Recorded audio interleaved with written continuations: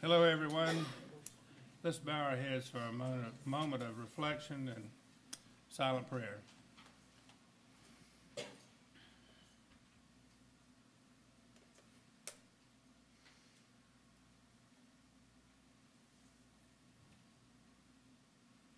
Thank you very much. We'll officially call this meeting to order and welcome all of you. There are some new faces in the room. I hope we get to meet all of you tonight with pleasant exchanges and sharing of ideas that I'm sure will result in wonderful things for the town of Holden Beach and its citizens. So let's pledge allegiance to the flag, which is to my right. I pledge allegiance to the flag of the United States of America and to the republic for which it stands, one nation, under God, indivisible, with liberty and justice for all.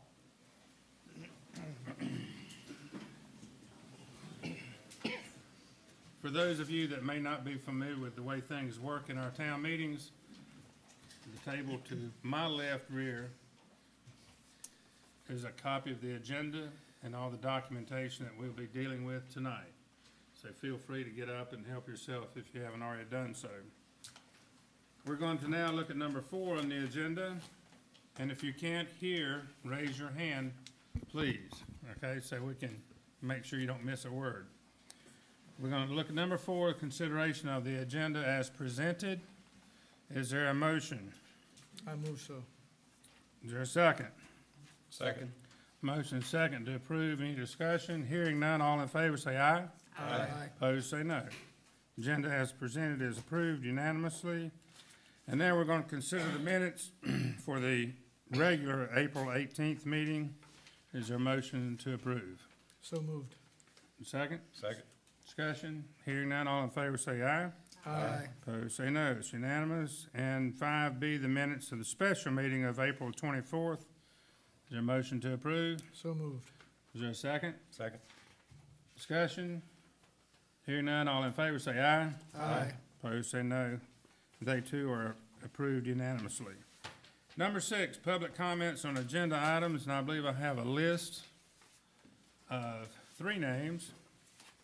And the first name is Mr. Langley, and whenever your turn comes, if you will, come to my right, speak into the microphone, give us your name and your address, and speak to the item on the agenda which you choose to be your topic of the night. So, Mr. Langley? Is that not Langley? Mm-hmm. Where's Wiley? Wiley's right there. Hey, there he is.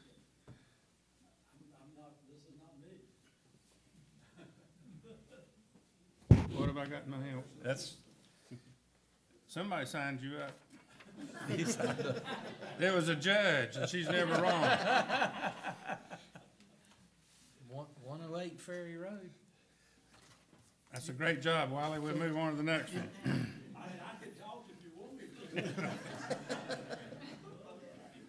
Miss Judy Holden's next in regards to decals.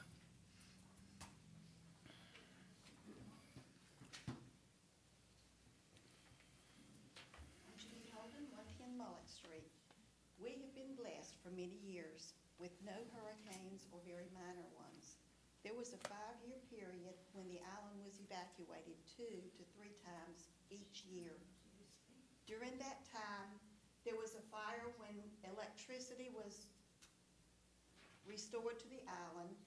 The National Guard was called in for backup because looters were coming into the canals. A rumor started in Raleigh that the island had been cut in 2 by the storm, and of course the media was reporting the worst. There was a well-planned, communicated, and executed system for decal distribution where there were no limits and no charge initially. It was a service for property owners and not a revenue resource. It started in January. Forms listing names, beach address, vehicle make and model, and license number were on the decal, and then at Town Hall, they assigned a number decal for every vehicle. Businesses registered their vehicles, and I think the decals were on the pay scale for them. When a hurricane was predicted, no decals were available. After Hurricane Matthew, under a voluntary evacuation, 2 residents, and they were homeowners, were denied access to their homes, yet they had valid North Carolina driver's license with their Holden Beach address. One was not only Lynn Holden, but my husband. And the other was a young senior citizen who had just been discharged from the hospital in Wilmington. Thank you, ma'am. Ms. Barnes? Well, I was going after Ava. My discussion was gonna be after. So you gotta go. What do you commissioners want to do? You're in charge of this. You guys asked us to sign if we were gonna speak, We were gonna speak, but you didn't ask us what agenda we were gonna speak about. We can support comp street with Ava. All right, what do you commissioners want to do? Well, I think it's some confusion that Do we allow them to interject at the time So I if present? we need to talk, we Because will. what they have to say is interface with the subject matter that I'm gonna be Yeah, we covering. could do that. Yeah, we could do that. So we just go to the judge, just move to the judge. I move we allow those who signed up to comment along with the discussion on that agenda item number 9. Number 7, right? Or no, number 9. Eight and, 8 and 9. 8 and 9? That's fine. Okay, yeah, I Is agree. that satisfactory with the Board of Commissioners? Well, I made the motion, so I second it. Thank you. You voting on this? All right. Motion and a second. Discussion? Hearing none, all in favor, say aye. Aye. And what did you just do? So what was the motion? it was, I moved that those who signed up on the agenda to speak, that they be allowed to speak at the time that is presented. All right. Sorry for the confusion.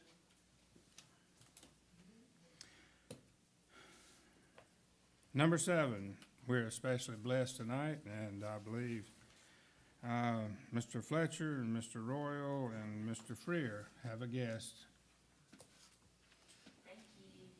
You gonna introduce her? Well, I would like to say it's our honor to have the Honorable Superior Court Judge Ole M. Lewis here to speak tonight on an issue that is concerning to all of us, and that is the opioid abuse that seems to be unfortunately prevalent. So we're honored to have you with us, and thank you.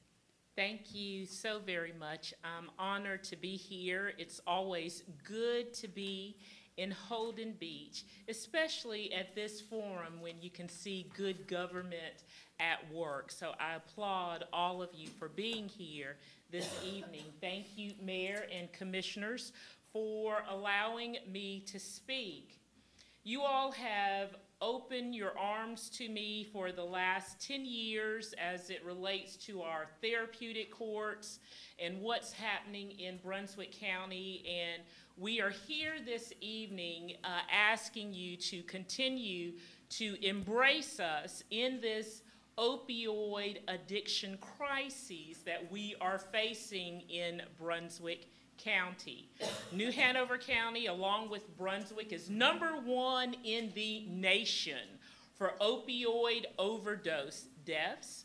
I don't have to share with you that grim statistic as it has hit home here in Holden Beach on more than one occasion. And as I was coming in this evening, received a text from my office that we had 2 overdoses this evening, 1 resulting in death.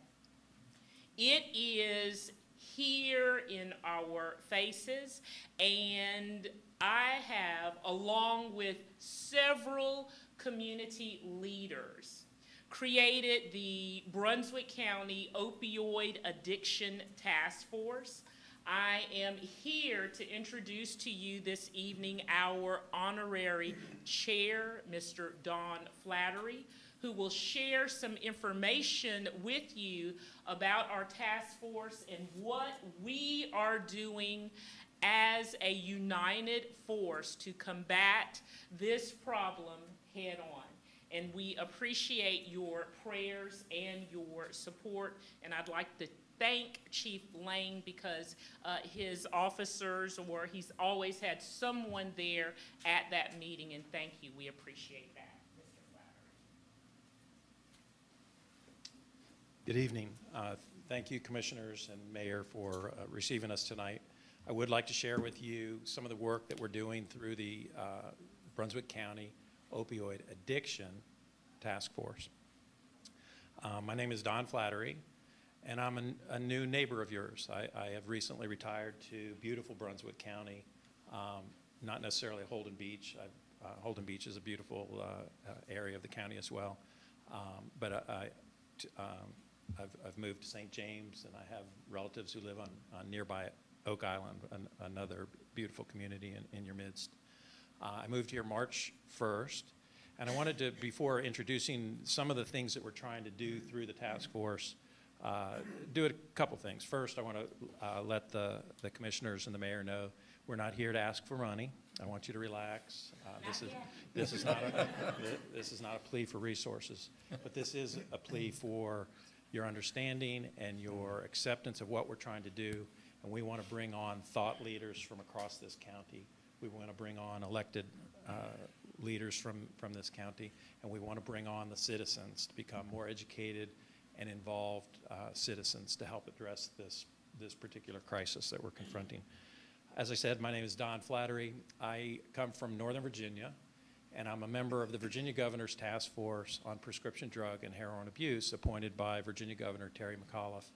I'm also the policy chair for a large national advocacy organization called the Fed Up Coalition, and we do work specifically oriented around changing federal policy and legislation.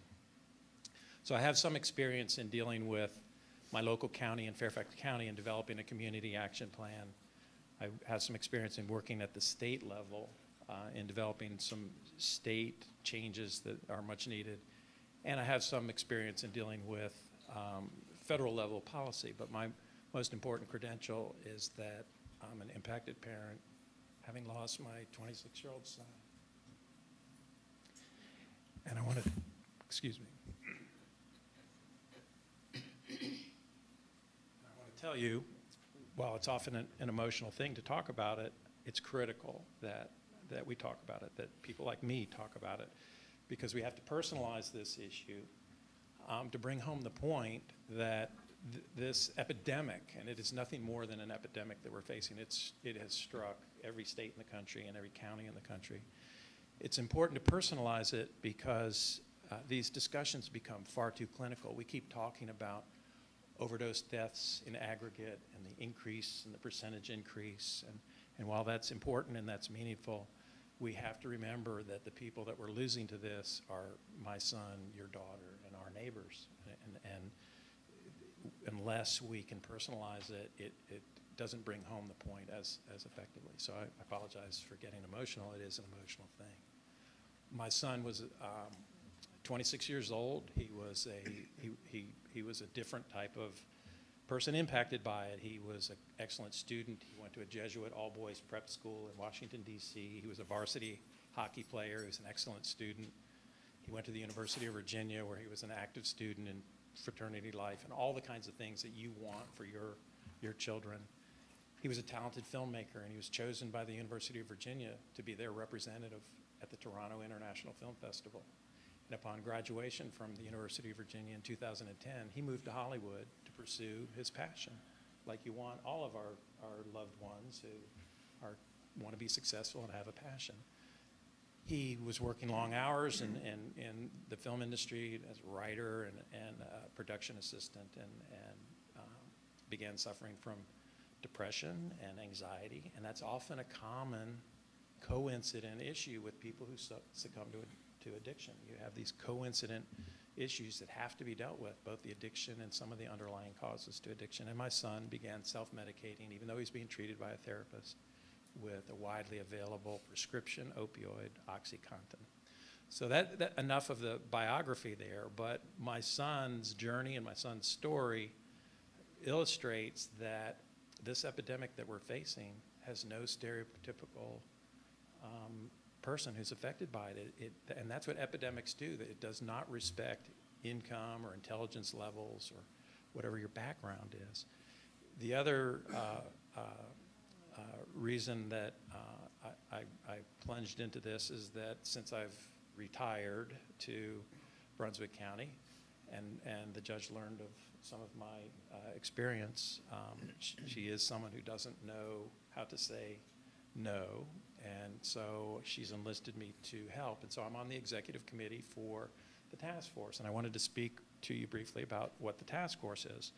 The judge rightly saw that neighboring New Hanover County, which I'm beginning to learn that sometimes people view as a little more well-resourced. They're across the river, and they have this and they have that. And Brunswick County may sometimes have to struggle to catch up. We don't have some of the blessings that our neighbors to the north have. And the judge saw that New Hanover was organizing and was creating their own community groups, their own task force around addressing the epidemic in New Hanover. And the judge knows firsthand from the work that she does through the treatment courts the extent of how limited transportation issues are and how limited residential treatment facilities are and residential housing. And she understands how limited just the availability of basic treatment for those who are affected by opioid substance abuse issues are right here in Brunswick County. And to right that wrong, she put out a call and invited in people with all disciplines, people from law enforcement, the judiciary, pharmacists, physicians, elected officials, and rightfully so, impacted parents, to help develop first a report for the Brunswick County Board of Supervisors that capture the impact on Brunswick County. And I won't bore you with those statistics tonight. We're collecting very impactful data, and it is a very serious issue in Brunswick County, and we've had overdose death rate that have increased 27% just in the last year. Just tonight, the judge is highlighting again that it has struck. So the task force is in the process of developing a report which characterizes the issue. I won't bore you with it, but the task force report will be a somewhat lengthy document that captures the extent of the problem in Brunswick County, some of the issues and barriers that we have that are unique to Brunswick County, but most importantly, at the back end of that report, an action plan. The task force is organized around 4 core groups: community and faith groups, medical and treatment providers, law enforcement, and a data and planning group. And each of those groups are feeding into this action plan. We want to be realistic, so the action plan has to represent actionable things that we can take that can be done in our lifetimes that will have meaningful impact that we can put before the commissioners.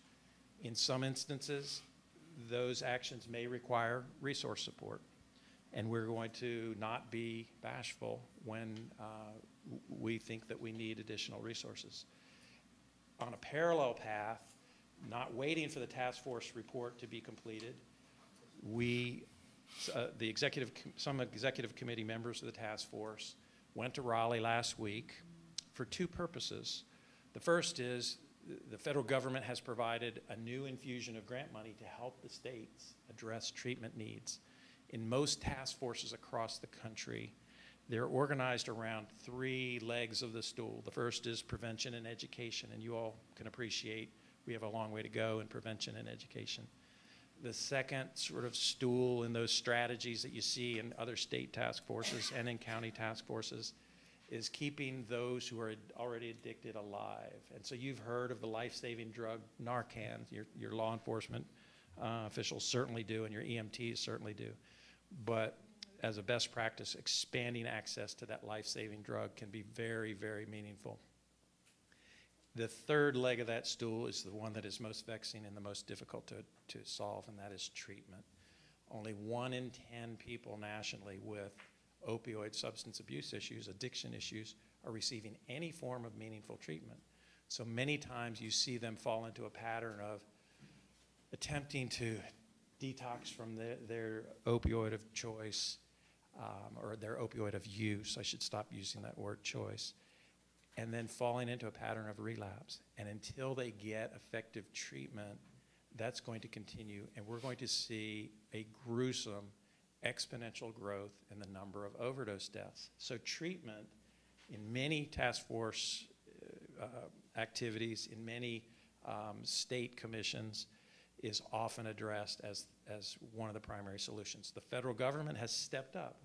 Maybe that you find that refreshing to hear that. Let me repeat that. The federal government has stepped up and passed 2 pieces of legislation and put out $485 million directed to the states. It's for the states' use to expand access to treatment. Proposals to how to use that money were due to the federal government in February. North Carolina applied. My former home state received $9.7 million. The state of North Carolina received $15.5 million.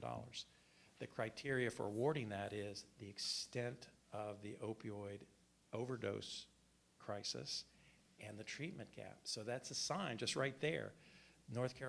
Virginia received 2/3 of what North Carolina received. This is a critical issue and an ever-increasing issue in the state of North Carolina.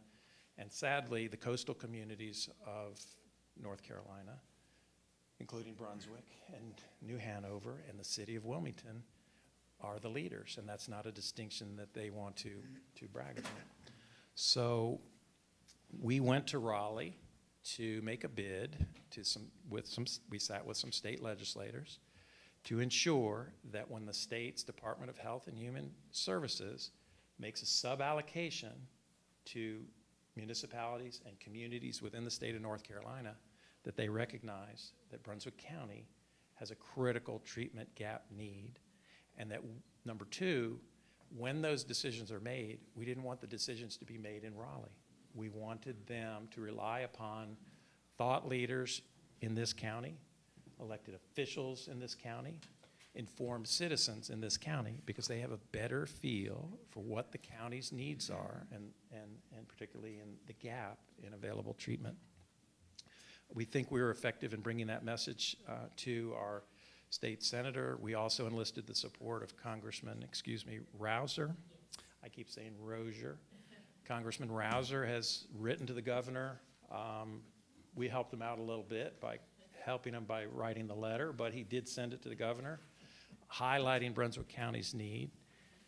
And then the last sub-activity that we undertook when we were in Raleigh is we hand-delivered a letter to the governor to declare in the state of North Carolina a statewide public health emergency. And let me explain why that's critical to us right here in Brunswick County. A statement from the state's chief executive to the citizenry that we are dealing with a public health crisis is essential, because the public often only knows pieces of it. They see it covered.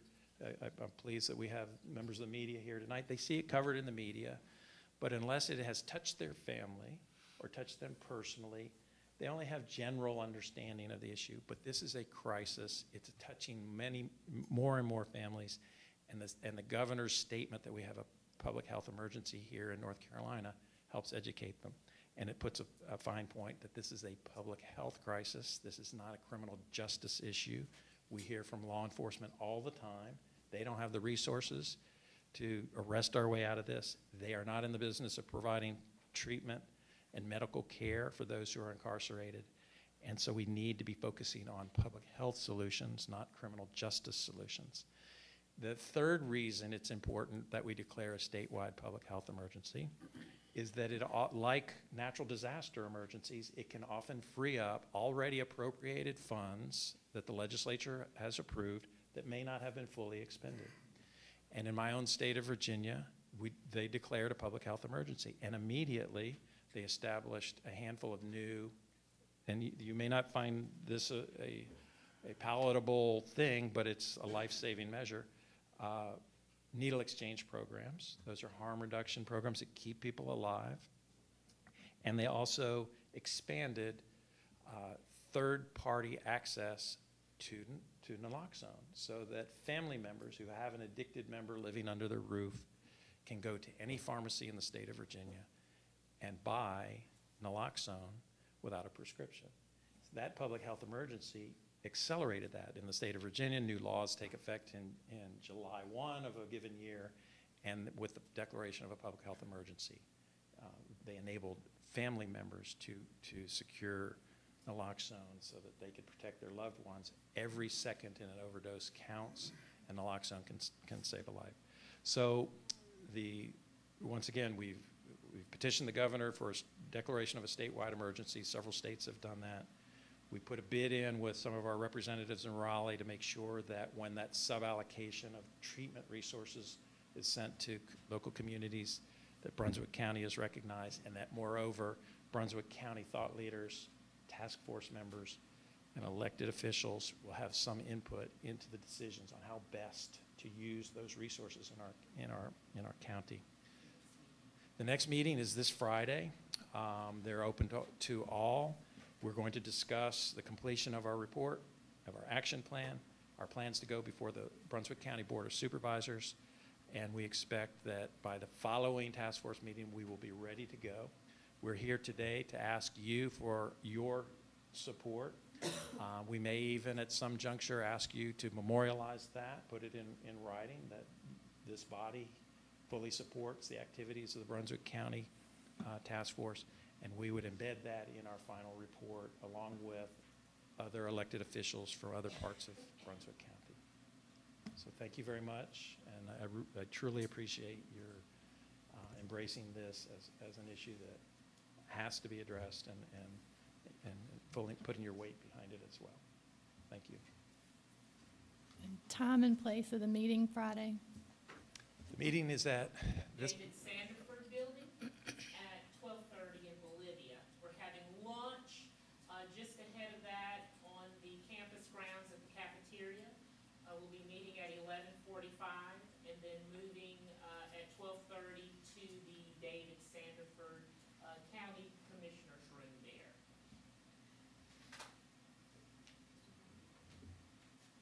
12:30 until 1:15, yes. Any other questions or concerns that we can address?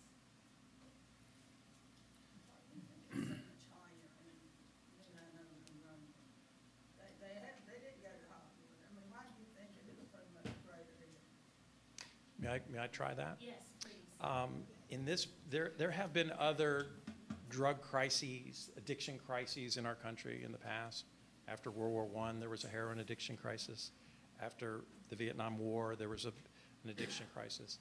We've fought crack cocaine when it flared up. Methamphetamine have been an issue.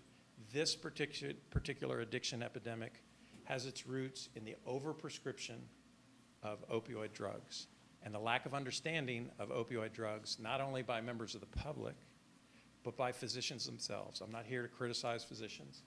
With good intent, in the late 1990s, physicians began prescribing opioid drugs for the treatment of pain. They wanted to be more compassionate in the treatment of pain. There was a movement to treat pain as the fifth vital sign, and doctors were responding. So opioid drugs, which are one molecule different than heroin, you're much more familiar with heroin, are synthetic forms of heroin.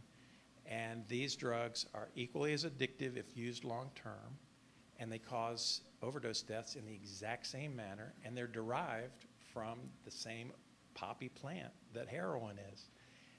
These drugs were widely used to the point that 2 years ago, there were 259 million prescriptions for opioid drugs written in this country.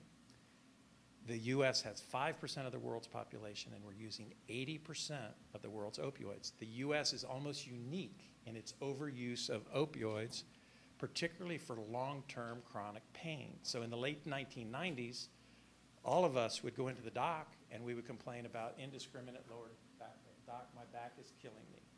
Out came the prescription pad. Fibromyalgia, migraines, arthritis, purposes for which these drugs were never intended. So what has happened with 259 million prescriptions written in the country, they flooded our workplaces, our communities, our schools, and most importantly, our medicine cabinets. So they're widely available in our homes. And so you ask, why has this arrived here? Because prescription opioid drugs is really the root of the opioid epidemic. Now, heroin use is increasing and is horrific and is dramatic because heroin is very cheap, much cheaper than opioid drugs themselves. But the genesis of this opioid addiction epidemic, what makes it different than other addiction issues we've had in the country, has its roots in the overprescribing of opioids. The solutions you're going to see coming out of Raleigh, some out of the federal government, but the practice of medicine is regulated at the state, will be returning to more cautious prescribing, monitoring systems to monitor how many opioids go out, ERs who will limit access to opioid drugs to 3 days instead of a 30-day prescription. So these drugs are so widely, ubiquitously available throughout our communities that people, not only who are medically overusing them can become addicted, but people who have access to them can then misuse them. And so they are everywhere. So that's my answer to why has it arrived here in this county. There's a state of North Carolina statistics listed, help me with was it Campbell County?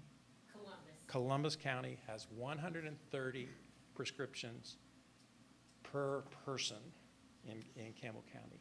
The second county was nearby Rockingham with 120, and Brunswick has 109 prescriptions per person in this county. That's 15 million opioid doses available in this county, in the county that we live in. So they're everywhere, and it's not just young people susceptible.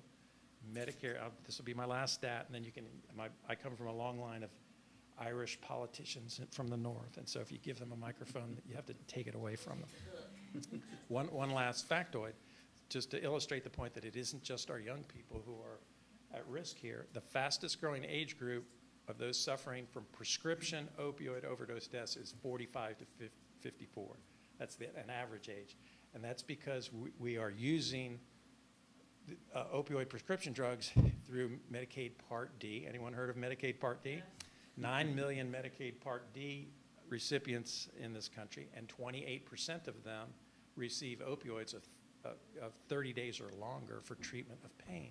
So if you have someone who is involved in elder care, you have to take care of elder care, or I've just learned tonight that I'm now a young elder person from the last speaker. As we are prescribed for our pain conditions through Medicare, opioid drugs can be an issue for them, and it subjects elderly to falls, auto crashes, addiction itself, stovetop fires, and so it isn't just young people who are at risk to this particular addiction epidemic. There was an interesting article I saw, and it was in the state of North Carolina, where a woman asked for a less addictive drug, knowing she was going in for long-term, for surgery and long-term pain. Her insurance company actually denied it, and she went to battle with the insurance company and was eventually able to take the less addictive. But I think we need to take a look at what. I can speak to that very, very briefly. You've heard of methadone. Methadone is a maintenance drug for those who are addicted, and it can be used to stabilize them, keep them alive. But methadone is also used as a pain drug, and it's on the Medicare Part D PDL, preferred drug list. And the reason it's on the PDL is it's cheap. Methadone for pain is a very inexpensive drug, and so physicians often are being driven by the rules of the road and the ice cream headache inducing insurance issues. I can't even speak to them all, but our own system sometimes drives those kinds of bad decisions. So I'm speculating here with not having read that article. That may be a factor that contributed into that fight that person had. I have a question. Would it be best for us to wait until you ask for us to give you a letter of support? Or should You will we- be getting that request tomorrow, so if you want to go ahead and begin writing this evening, that would be wonderful. Okay, thank you. And, the Brunswick Treatment Courts page on Facebook will give you all the updates of our meetings and all the information, as well as up-to-date articles from local, news organizations about the opioid crisis. Thank you. We really appreciate it. Thank you all. Thank you. Thank you very much. Judge, you're welcome to stay all night with us. I love you, man. She has something to say about some of the parking restrictions that you have. Yeah. Thank you so much. I'd like to make a motion that we direct the town staff to develop a letter to have it available at our next meeting, I second it. so that we can get it signed and delivered. I second that. Any discussion? Hearing none, all in favor, say aye. Aye. Opposed, say no. Madam Clerk, do you have that? Yes, sir. All right, we're on number 8, I believe. And at this time, Mr. Freer, Mr. Royal, you have another guest speaker? Yes. Yes, I met with Ms. Gail Thorpe and Ms. Holden, and they expressed their concerns to me, and I asked them to share those with the board. Thank you. Okay.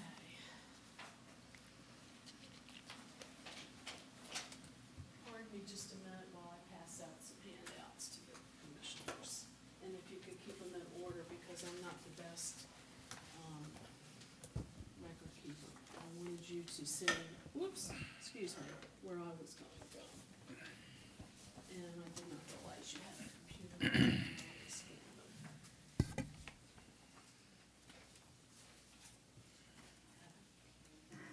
Okay.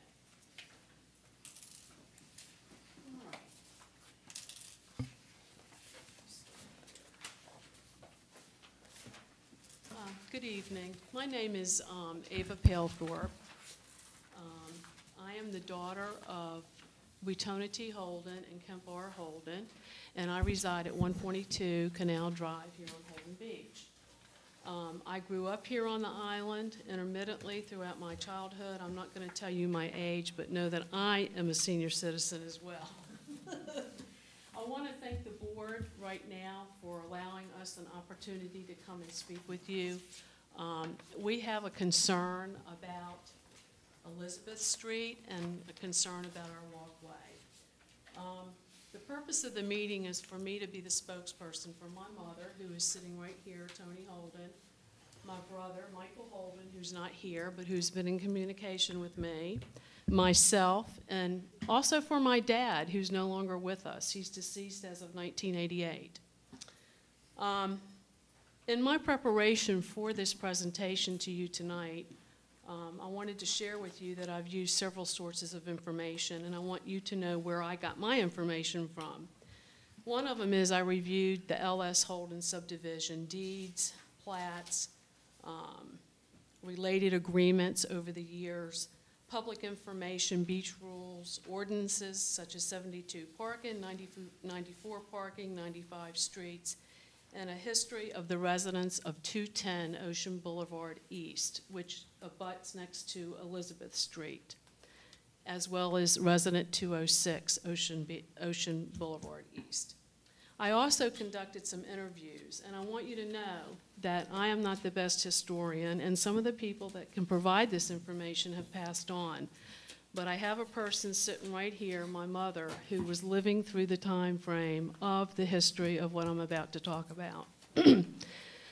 Let me just say that I interviewed 4 living L.S. Holden subdivision heirs that you're not familiar with that are in the area. I've interviewed them extensively. We reviewed documents, and we've been able to decipher some information that might be helpful for our process tonight. I've also interviewed 7 property owners, and some of them are here tonight, and I'd like to introduce them while I'm on the topic. One is my mother, Tony Holden. One is Janice and Don Walsky. One is Jackie Barnes. One is Wally Langley. In the back, we have LC, and we have Mr. Herman Kitzler. So these are homeowners actually on our beach, on our Conch Street, Mullet Street, and Judy Holden and Robin Holden that live in these perimeters of the LS Holden subdivision. With that said, we also took a look at photographs. I've bought photographs for you all to see about Elizabeth Street, about our walkway that is currently there, and I've bought pictures about some things that have happened along the way in the last 2 or 3 weeks. I've also constructed a timeline so that you can follow along with what's happened, because I had to do it for myself in order to present to you tonight. Let me pass these pictures out to the board. Mr. Kaiser, could you take this badge and push them to the left? And there's 4 that I'd like you to take a look at and read the captions. Let me first say to you that the LS Holden subdivision, which is an area at the east end of the island here, runs from the waterway to the ocean and includes lots on east side of Ferry Road, eastward to Blockade Runner, and a good portion of the east end from the bridge developed by the Holden family. Now, in 1946, my grandfather, Luther Strange Holden, inherited this subdivision. And as a result of that, there were 2 surveys done, and I've included 2 survey maps for the commissioners to take a look at. Within that survey map, you can see where my grandfather, with a surveyor, had platted 12 access ways on the subdivision area of the LS Holden. These access ways were going to be dedicated to be used by the public, but also for private use, as indicated in deeds that we've been able to retrieve. In particular, I want you to know that the other Holden heirs within our family that you may or may not know, R.H. Holden, for instance, is an uncle who was a dentist out of Durham who developed some properties around the bridge, around the chapel, actually also had deeds that indicated about the use of alleyways. As a matter of fact, in his deed, he even referred to it as a covenant, where there was a promise and a restriction of certain uses of access ways for certain homeowners and certain cottages. So it was a futuristic way of thinking.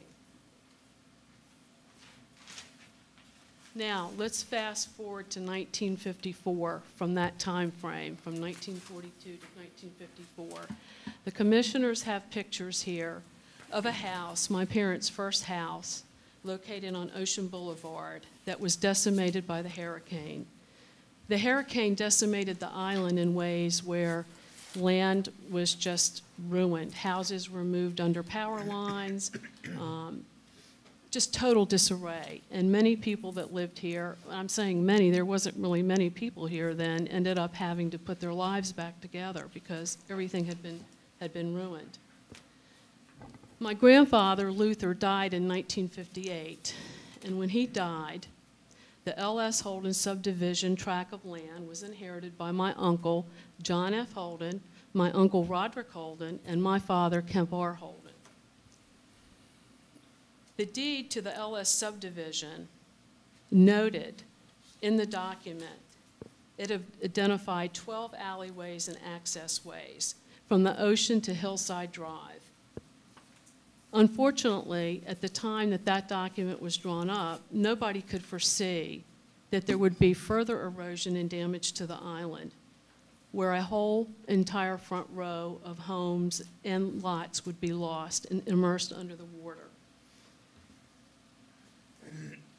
Legal oversight at the time was different from one family member's attorney to the other. My Uncle R.H. Holden, for instance, I think had a very savvy attorney in Durham, whereas my father and uncle here had an attorney that I hear did not have such a great track record for being the most experted individual on land or real estate law. At least that's what I was told. Now, let's go to 1960, and if you look at the pictures that I've passed down, my parents moved from their rental property over to a house they built called 210 Ocean Boulevard East. And I would like the commissioners to refer to the pictures to see the status of the roads and the status of the house at the time in the 60s. You can clearly see that Hillside Drive was there. You can clearly see that Elizabeth Street was there. These roads were not paved, they were dirt, they were made up of sand, crushed up oyster shells, etc. As a matter of fact, back then, they were kind of narrow. It was barely, barely two cars could pass in either direction to get to one spot to the other. Now, during that time frame when Hillside Drive was not washed away, catty corner to my parents' property was a house that was owned by a family called the Stewart family. Their property aligned next to what was the access way or alleyway. My parents' renters were stopped from traversing the access way to get to the ocean, and it was then during that year that my father, Kemp R. Holden, and a family member constructed an actual walkway. That walkway was dedicated to the L.S. Holden subdivision residents for the purpose that renters and people that had bought properties and lots in the L.S. Holden subdivision could have access to the beach and not be stopped by another homeowner. So that walkway remained there until, I'd say, the late 80s, maybe early 90s. In the interim, my father died, and there was a series of storms that came along during a period of time that washed away Hillside Drive, and many homes were dumped off and decimated during that.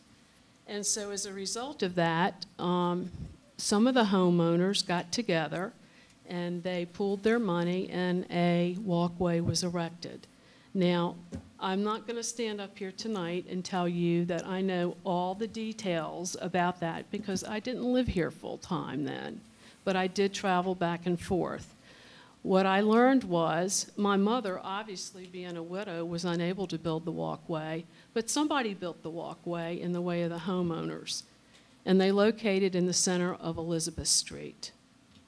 That walkway has been there for over 27 years now, and it had signage. And let me back up and say that the first walkway that was erected by my father also had signage.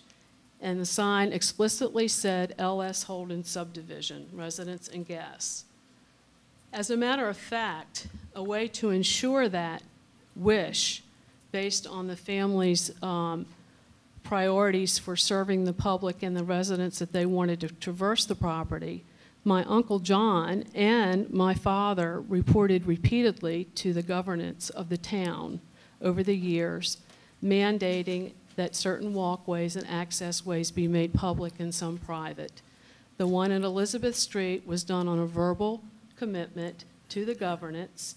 I am unable to capture the minutes from that many years ago at the town meetings, but it was an understood continuous agreement verbally in a gentleman's agreement that this would be honored. And it has been honored up until 2016. My father, in September the 20th, 74, with my uncle and an aunt, who was a widow of my Uncle Roderick Holden, went to the attorneys and they drew up a document called Declaration of Withdrawal Easement Instrument. It clearly spoke to withdrawing strips of land and parcels as described from public use, and the alleys were not to be opened or closed to the public, and private individuals were not designated to be the sole user of the walkway. And it refers to the strip of alleyway as being private property.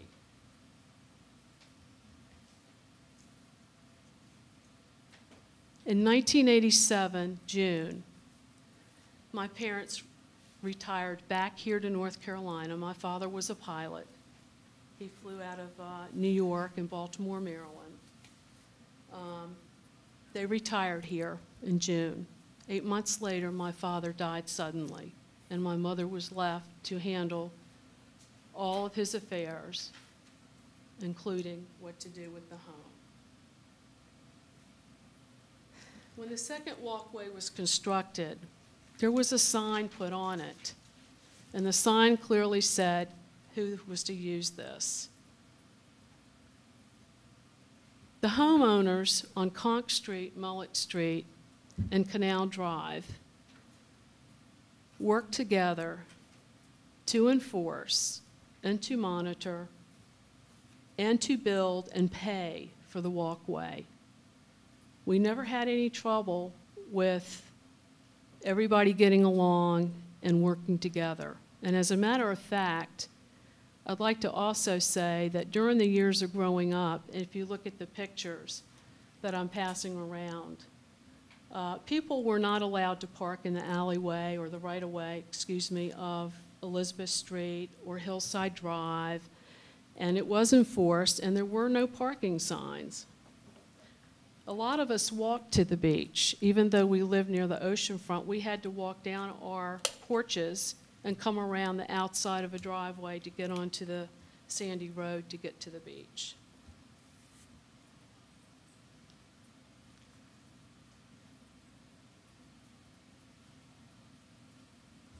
Let's come to the current problem that we're having right now, a problem that we really don't understand. I want to be clear that you can have regulations, you can have ordinances, you can have amendments to ordinances. But here's the situation, not one size fits all. There's extenuating circumstances.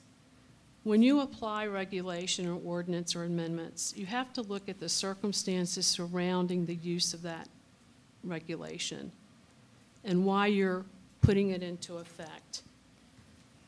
And what is going to be the outcome of that regulation being put in place? Now, my mother has incurred medical problems for the last 2 years.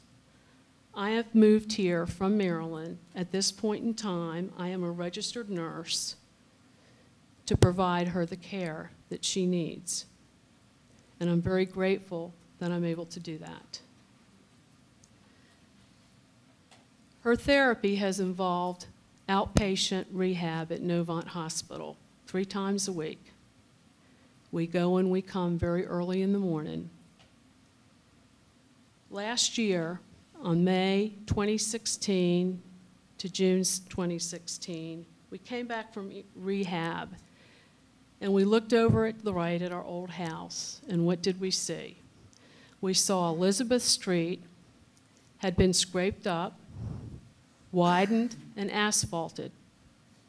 The road has never been paved before. Little did I know that this was leading to something else. But when we looked a little closer, we realized that the LS subdivision sign that one of our homeowners paid for out of their own pocket to the tune of $50 had been removed. And we don't know where it went. We don't know what happened to it. At no time did any of our homeowners that are present here tonight, including my mother most particularly and myself, receive any notification that there was going to be a change in the status of the road or our walkway. In July of 2016 through September 2016, I took a break and took our wagon, which we load our beach umbrella in and bags, etc., and I did the walk from the Intercoastal Waterway to Elizabeth Street, only to get there and there's no place to put my wagon. My rights were violated because I couldn't access my own access way to my own property, and I am a property owner here. So I thought, well, maybe I'm seeing things. Maybe I'm imagining things, so I came home. Not only did I have the unfortunate experience of having to come back home after doing the hike from the waterway down to the ocean front, I also walked up there one day without the wagon, and I cleaned up an oil spill. An oil spill that was the size of a basketball. And it was on the resident's house, Mr. L.C. Lynch, on 206. And my first thought came to me was, who would want to step in that, and what is it going to do to the grass? So I called my brother. My brother told me what to do, to get a bucket of sand. I walked all the way back home, and I walked all the way back, and I cleaned it up. And that was that. Back in October of 2016 and November of 2016, I called my cousin Lynn and my cousin Judy and my mother, and we asked for a meeting with Mr. Hewitt. Mr. Hewitt graciously gave us that meeting. We had a very good discussion about what our concerns were and what the options were. The options that had been presented was that there could be a template made to do parking. And so we did not want to commit to that, because if you allow parking, then people expect to use the walkway and access the walkway, and the walkway was private, at least as far as we were concerned and knew it was private. Okay, so winter came and spring came. And now let's go to April 18th, 2017. On the morning that we returned from rehab, we noticed that the Elizabeth Street road had been scraped an additional 4 to 6 feet wider.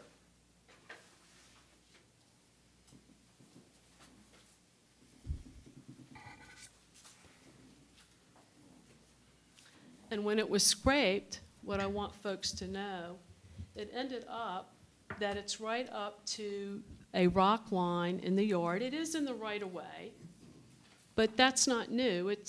The property's been in the right-of-way for years. It's right up to the porch line and right up to the palm trees. And my comment, my mother and I were talking about, would you like to come out your kitchen door and look down and have a car or a truck and people right under your area? It's almost like in your private space. Once again, we received no notification from any town representative about what was going to happen and why it was happening.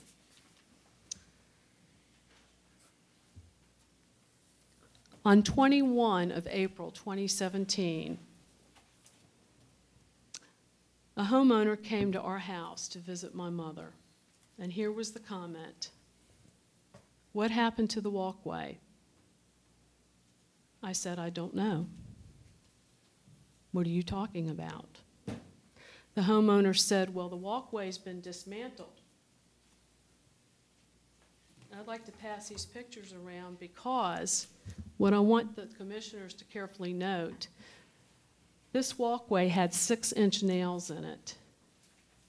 And I had 2 gentlemen right here try to pull off the railings and whatever, and they weren't able to. So my case in point is somehow, at some time, between the road being scraped on a Tuesday to a Friday, our walkway was dismantled by something. I'm not here to accuse anybody, but I'm here to say it didn't fall off on its own. So in the meantime, the public is using a walkway that the homeowners paid for. It became an unsafe situation and a potential hazard for whoever traversed it. I ended up having to get someone to stay with my mother, and I went back to the walkway with 2 hammers and a bucket of nails. Ladies and gentlemen, I stood in the sun for 2.5 hours nailing the railings back on the walkway.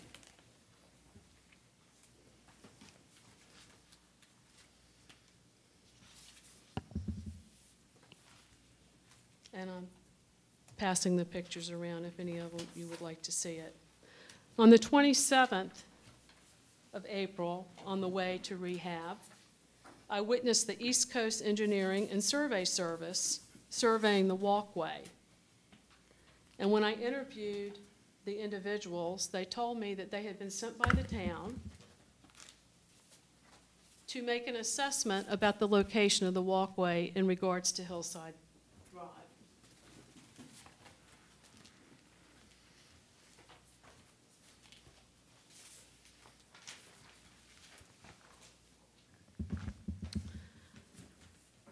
The disappointment that our homeowners feel, and I feel, is really indescribable at this point. It's fine to make decisions about strips of land and what the history's been, but I have to be honest with you, it has left many of us totally dismayed why this happened. Right now, that dedicated access way, even though it has moved due to storms, has been erected for 27 years. It has been reported to the governance of the commissioners and the mayors over the years. There has not been any objection or any indication that the walkway was at all a problem, other than that now, because of the storms and the restoration project that's gone on in the oceanfront, our measurement lines have changed. But how would we get to the ocean without our walkway? We'd be going over sand dunes. There is a sign there, a $500 fine for crossing the sand dunes. I would like to ask the commissioners now, do we have a statistic on how many fines we've given in a calendar year for traversing the sand dunes? I don't know, but that's something that I would be interested in knowing. Right now, that access services 28 homes between Conch, Canal, and Mullet Street. Out of those 22 houses right now, the homeowners that own it, that bought the property, and were told by my dad that that would be their access way to the beach, 8 of them were rentals. 14 homes have intermittent full-time residency. 1 home is in the middle of construction on Canal Drive. 1 lot has been sold with the agent reporting that construction is soon to begin, but no exact date has been rendered. 3 lots on Conch Street are empty and potentially on sale for future development. 10 or more lots between Conch and Mullet have the potentiality for sale and further development, which means more people will be using the walkway. As I went down the beach, the public access is beginning at Block 100 at the east end to the inlet are as follows. We have 11, and if you add Elizabeth Street in, that equals 12 public access ways, which my grandfather platted on his maps with his surveyor back from 1946 and 47. It should note that Avenue A and B has 3 access ways built within it, 3 sets of stairs where people can cross over to the ocean.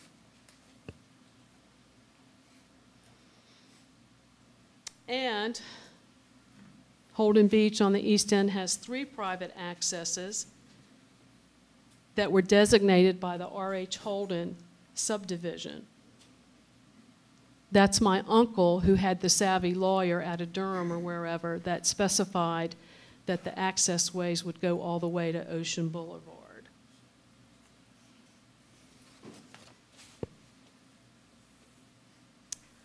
Now, when I reviewed the ordinance, Chapter 95 for streets, subsection 9506, page 3 of 3, indicates under item D and E that Elizabeth Street and entrances to Hillside Drive shall be closed to vehicular traffic and shall be barricaded, and that was passed on 3/10/94. If you look in your packet, there is an encroachment agreement. And what's important about this encroachment agreement is the fact that this pertains to Mr. Kitzler's house, the gentleman who bought my mother's house. And if you read the description, and this is back from 2000, it clearly says that the road is a 100-foot-long dead road. It says it's paved, but it wasn't, and it was closed to the public, vehicular traffic, or public parking for the adjacent property for a drainage type of system on the property. So that hasn't changed. Then you go to these public information sheets that I've passed out, and you'll notice that our access way is listed on the graphic as number 9. That would be this one. This one right here, big one. And the information sheet for the beach regulations clearly denotes private access way, 208 and 210 Hillside Drive. On this one from Brunswick Land, which is this one right here, you go down to number 11, and just below number 11 begins the west end parking. But prior to that, Elizabeth Street is not listed that I see. And here's the interesting part. Number 3, Dunescape, is a community built by my cousin, which that's been fairly recent in the last few years. So the point I'm making is that there's definitely been an intent through the years to keep the road closed, to keep it a pedestrian-friendly passageway, which it is not currently now. It's posing a safety issue to children who choose to walk there, which we usually do and did, which is a concern. Now, in summating what I have to say, and I'm sorry I'm not a little bit quicker, I want you to see the outcome of what has happened with the scraping and the rearranging of Elizabeth Street. Let me first say that we're aware that the deed clearly reflects that the access ways only went to Hillside Drive. Hillside Drive has washed away. Our walkway is sitting on top of Hillside Drive. But here's the point. The walkway hasn't moved. The house hasn't moved. It's been there 27 years. It has served the L.S. Holden subdivision for that long, and we hope it continues to. So there's definitely, we can prove intent. Our heirs put in place declarations of intent for withdrawals. Now, my father died before he had a chance to maybe renew that with an attorney. My mother would have not known to renew that with an attorney because my uncle, John F. Holden, during my father's death for 12 years, I feel assured, went to the board meetings here at the town, and the status of that walkway and that street remained untouched until last summer. Once again, the intent of the heirs to keep it in the condition that it was meant to be used and to protect the dunes and the vegetation. A precedent has been set by time, pre-existing condition, irregardless of what's happened with the storms. And sometimes, regulatory-wise, people can apply for what we call variances and exceptions to a situation. When you apply a regulation or an ordinance, you have to be careful how you apply it literally. There are other variables that can happen. Let me give you an example. I own a facility. The building code has changed, and it's changed significantly. But my building may be 30 or 40 years old. The time that the new ordinance or regulation or amendment or revision, based on the codification of its effectiveness, would happen at the time that perhaps I submitted to the appropriate authorities that we were going to tear down the building or we were going to add an addition or whatever we were going to do. And then at that time, we would comply with the conditions of participation as outlined in the regulatory body. Let me tell you about the last part of the intent. The homeowners paid for the walkway.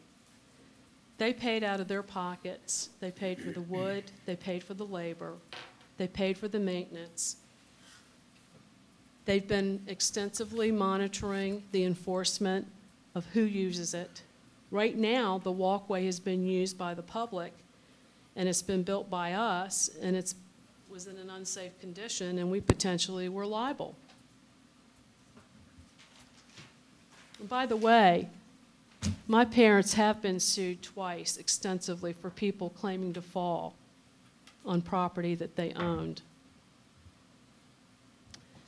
So through the exclusivity of the signage, my father and my uncle meeting with the government town officials, there's been no issue up until 2016. The walkway verification and establishment by my father was also anticipated of future development. If the walkway and all that is not kept in the way that it has before, we potentially can have our lots for sale and other land jeopardized by people not wanting to come and buy it because they won't want to deal with an access way that's open to the public. You can go up and down the beach right now, and Winding River has their private area. Whatever it's called, Seascape has a building. The West End is blocked off. We're not asking for something that's new or different. We're just asking to keep what we have already had as an existence of our own life at the beach. There are homeowners here tonight that can share with you that they bought lots from my dad and built their homes with the promise that they could use the access way. Now, I'm not going to stand up here and tell you that the access way is not in the proper position. I didn't know until David explained it to me that it's actually sitting on Hillside Drive, which is under sand. It got washed away. But that's a technicality in my view. It's not a brand new entity. The road's been washed away for a while. Current homeowners that live there are being forced, and I use the word forced, to not access their own walkways. This past summer, I witnessed at least 7 times where people came and parked as early as 6 a.m. and did not leave until late at night. We couldn't even get to the walkway. If I had small children, which I don't now, I would be very concerned. It's very normal for kids to travel in 2 or 3, and if they have an older child, be able to walk down Elizabeth Street, which is only 100 feet, if that, go over the walkway and maybe sit on the steps and wait for mom or dad to come along to take them to the beach. It certainly detracts from the family atmosphere. And I have to be honest with you, with what's happened, it doesn't feel very family anymore. It truly does not.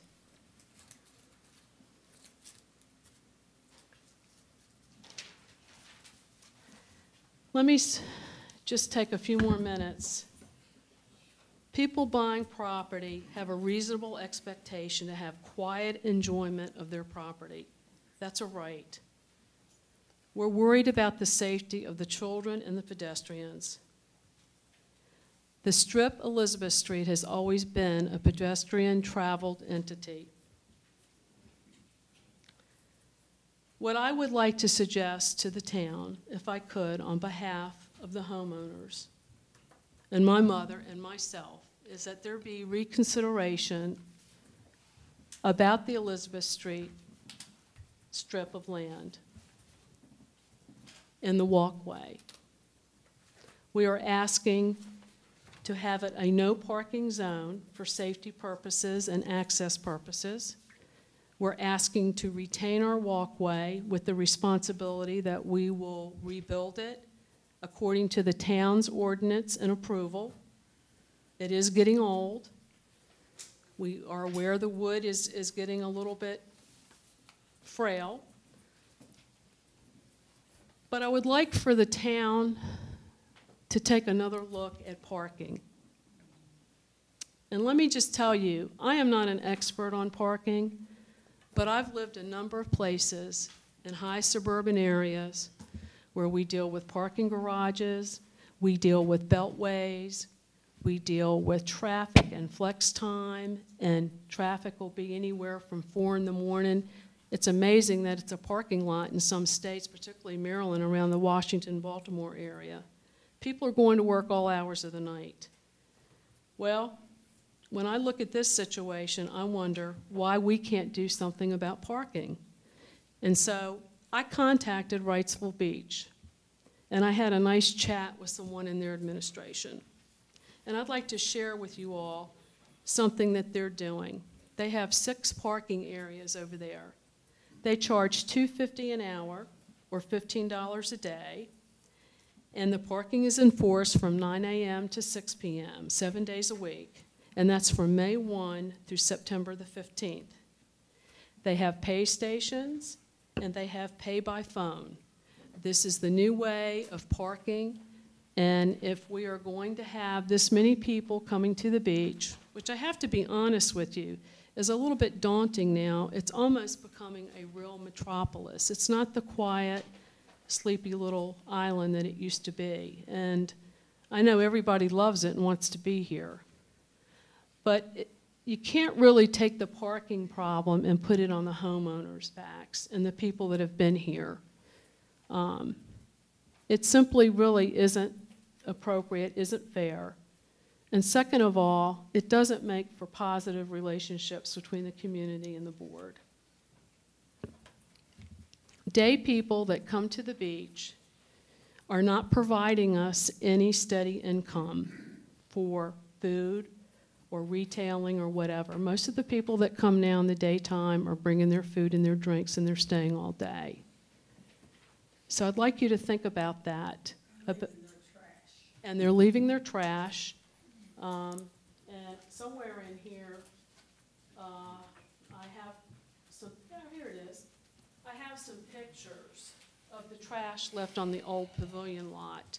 And there's beer bottles, there's all kinds of debris.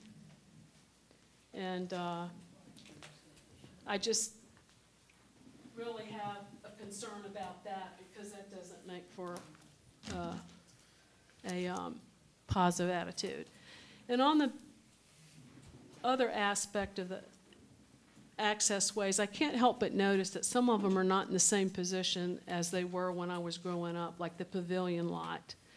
To the left of the pavilion on a street where there's no signage there, here's the picture. That access way's been closed.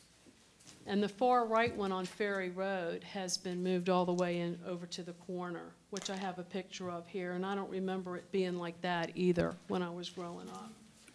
I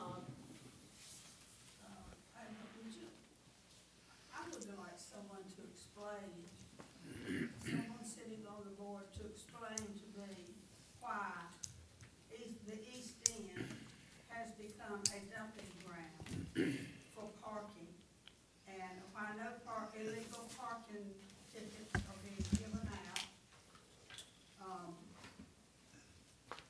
It has become not enjoyable at our end of the beach because of this very thing.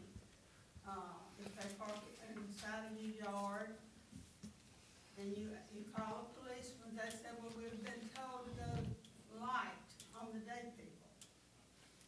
And I was told that was a lie by the chief of police one time, but I had a policeman standing at my door and tell me that. And it has become less than pleasant at the East End because of the parking. And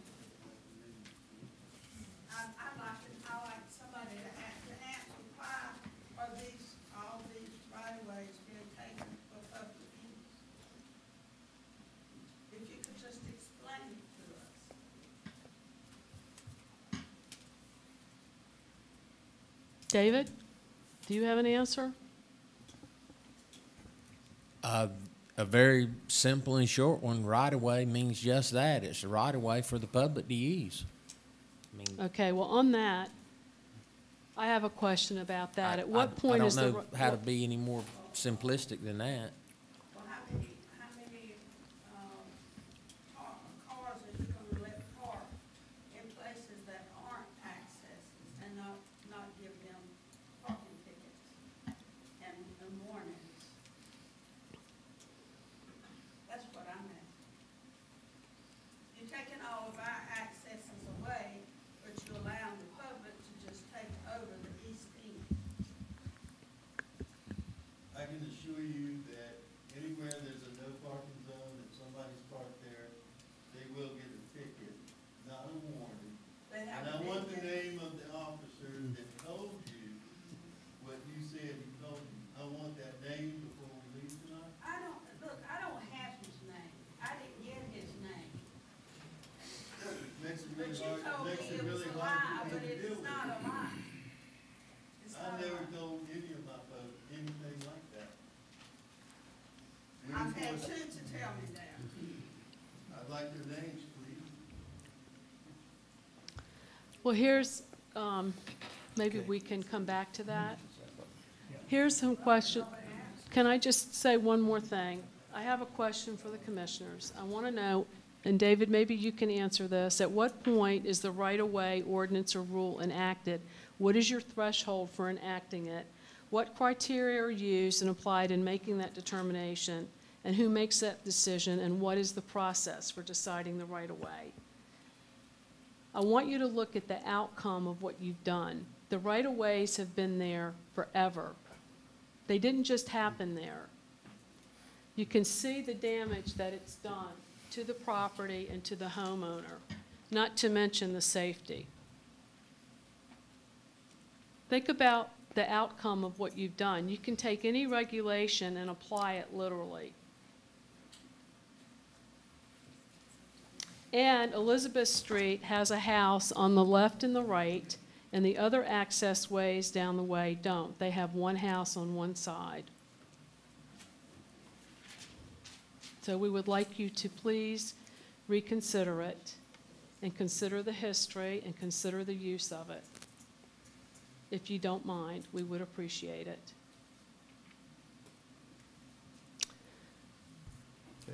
Would Mr. LC or Mr. Kistler have anything that they want me to share further with the board before we leave the topic? I totally don't understand why it became a parking lot on Elizabeth Street for 10 or 12 cars. I mean, do we need 10 or 12 parking spots that badly? And also, for the years that I've been there, 17 years, a lot of children walking, a lot of women, a lot of people who used that access. I don't know who owns it, but they used it. They parked bicycles there, their carts and so forth.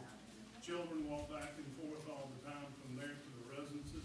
And now they gotta deal with F-150s and SUVs, and there's no way children can go walk through there by themselves. I just can't believe that we're bettering, our island by adding 10 or 12 parking spots. I mean, why did we have to do that? You go to Polly's Island, or you go to Riceville Beach, they don't have that sort of thing. No. They don't have public parking, and their property values are worth 2 or 3 times what ours is. And Holden Beach is a prettier beach than Polly's Island, but they don't have things like this. And the town maybe could consider buying property and charging for parking, and that would alleviate some of the parking, like other beaches do. Well, I personally just want to say thank you for being here and presenting this. Thank you. And it's not just you, I think, that a lot of us have heard from in your particular area, but in places all over the island, there are parking issues. And I think as our island grows and changes and more people come to us, from time to time, you have to go and look at parking and how you deal with the numbers of people coming in. So that's something that we need to do island-wide. Thank you. And I do agree that, you know, your history. Because they are a gated community. Yes, ma'am. You can't even get on the beach there unless you bring your lunch and for an hour to get to the, it should be illegal for a gated community on a public beach. It should be illegal. Yeah, I think that's a different topic, but if we could focus on parking island-wide, I think that's something that our board would really like to do, and we definitely see the need and hear the struggles that you have gone through. And I'm very sorry to hear that, because it's difficult to go from year to year to year and be able to use a facility and then all of a sudden it change. Well, and So I want- definitely understand that With and no hear you. notification, no notification. It's like there's it's like it's stealth. It's like it's stealth. If you had called a group of us together and discussed it and given us the rationale, we might not be so upset about it. But that was not done, and that is why we vote to have a board, to keep us informed and not to do things undercover and stealth. And we didn't know until we looked out and see it happen. I was the one who went and told her, I said, well, they're grading our right of way today. So I just want you all to know that we don't appreciate the stealth and the underhandedness that we feel, whether you feel that way or not, we feel. Yeah, let me address, the board makes policy and day-to-day operation. We don't really get too involved unless it's come to our attention. So the board, or I didn't know anything about what's, the town Manager? administrators do that. Well, So, they're the ones I'm talking to. yeah, so that's one, communications is one thing. I totally agree that parking has been an issue, is going to be a bigger issue, and I spoke to Mr. Hewitt about it. And I think we need to have a very comprehensive look at parking, and we need to step back in a big way and look at what other towns are doing. We spoke about it during the budget, so it's definitely on our radar. We're going to look at that from a very comprehensive way, and I welcome any ideas. Public-private partnership, and I think Mr. Hewitt said he was going to present some ideas in July, I think it was. But we definitely need to look at parking, and you're right. There are exceptions to every In this ordinance, so. particular situation, I do want to stand before everyone and say that I'm not just basing this on history, but there's no reason to take our street away, little strip away, and our walkway. There really isn't. We've got plenty of homes on those 3 streets that utilize that. And I have to tell you, it's a pretty bad looking place right now with what's been done. It's just really bad. And I don't think anybody wants to come out their kitchen door and have vehicles parked right up under their porch. And that's literally what's happening. Now, do the homeowners, are you saying you want them to be able to park there, though, or no parking at all? No parking at all. Okay. When we lived there, Ms. Eisenhower, we weren't allowed to even park our car there long enough to unload our surfboards. Okay. We had to carry them from the driveway around Elizabeth Street to the walkway. And if the police officer came by and we were parked there, we were given a ticket. We were no different than anybody else in the public. And if you look at the pictures that I've passed around on Mr. Lynch's lot, where his house is, the stone house, there were bushes that my father planted there to stop people from parking in the right-of-way. You know, you need to think about this too. People spend a lot of money and have a lot of pride in what their yards look like. And when people go and park on it and leave ruts and tear things down in the grass, that doesn't set well. That becomes a constant battle between the homeowner and the governance and the person who's doing it. And it just was something that we never dealt with before like that. And by the way, back then, we had parking problems then, especially on high holiday time, 4th of July, Memorial Weekend, Easter, Labor Day, you know, that type of thing. but I don't want to belabor the point, but we would like reconsideration. And the last thing I want to say about parking, and it's a very, the stickers, it's very quick on the sticking for coming back on the bridge after a hurricane. I was wondering if the board would give any consideration to looking at a way to maybe track or identify property owners that pay taxes on the beach and allow them to have a couple of stickers or one sticker so that they can come and check their property. I'm not arguing about you charging a fee. I understand why you're charging a fee. I guess where I don't understand is where we went from $0 to $10, just like that. That seems a little steep. It's on the agenda. We're gonna talk about that. And I just want to say that I'm willing to pay $2 or $3 or whatever extra. I know my mother's car has a sticker, but when we got the stickers in the mail with the water bill, there were 2, and my brother took one and one on her car, and I'm going to need one. And I don't mind paying for it. I just have to be honest. I think $10 is a little steep. And I just would like you to reconsider that if you would. Thank you very much. If I could address the commissioners real quick, I'm L.C. Lynch on 206 Ocean Boulevard East, relatively new to Island 11, working in construction and development. She can't pick up his. We need to have you at this microphone. Oh, I'm sorry.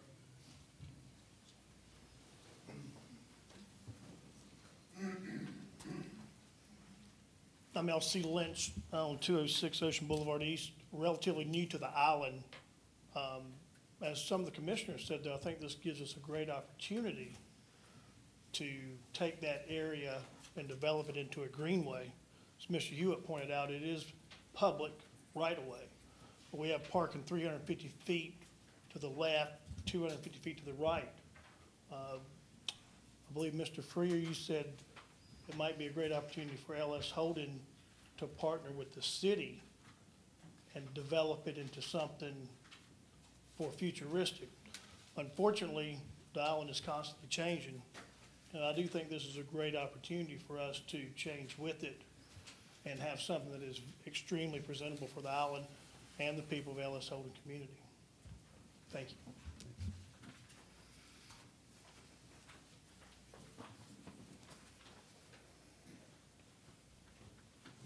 We got it through?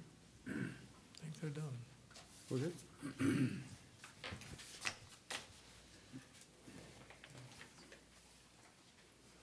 Number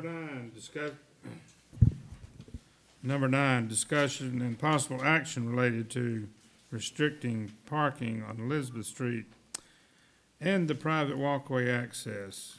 Mr. Fletcher? Actually, I think I've had enough conversation, and I've also studied this for a good period of time.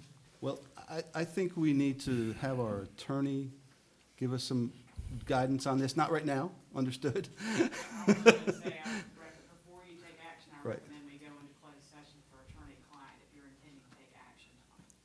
With all due respect to the very. Understood. That's where I was going. Presentation, Yep. it's a tremendous amount of information Yep. that was provided with a lot of legal issues that affect certainly these property owners that are here tonight, but also the town as a whole and property owners that own parcels that are on the beach that have disappeared. It's very complex and would need to be addressed. Good. Right. Do we need to do that tonight, or do you need to look at it first? Planning on taking action. Or do you need to look at it first, evaluate it, so that we can discuss it intelligently at our next meeting? We need I- to do a lot of research. I would think the Okay, latter. Right. then I think the agree. latter. I think Right. that, But I would like the board's permission to speak with our speaker who I've spoken with before to get more information about what she presented tonight, if that's. Absolutely. yes, absolutely. Yep. Yeah, that would be, that's where I was going. Yeah, we definitely need to confer with you, a lot of information, a lot of good information, and we can go from there. So do we need a motion to direct the town attorney to do that, or is? No? Okay. This was my agenda item, and that's what I'd like to do with that agenda item.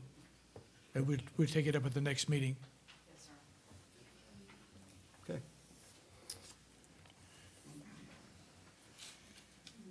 Number 10, Mr. Fletcher, you want to talk about vehicle decals? I do. We just had recently a storm, and we had issues with people getting back on the island.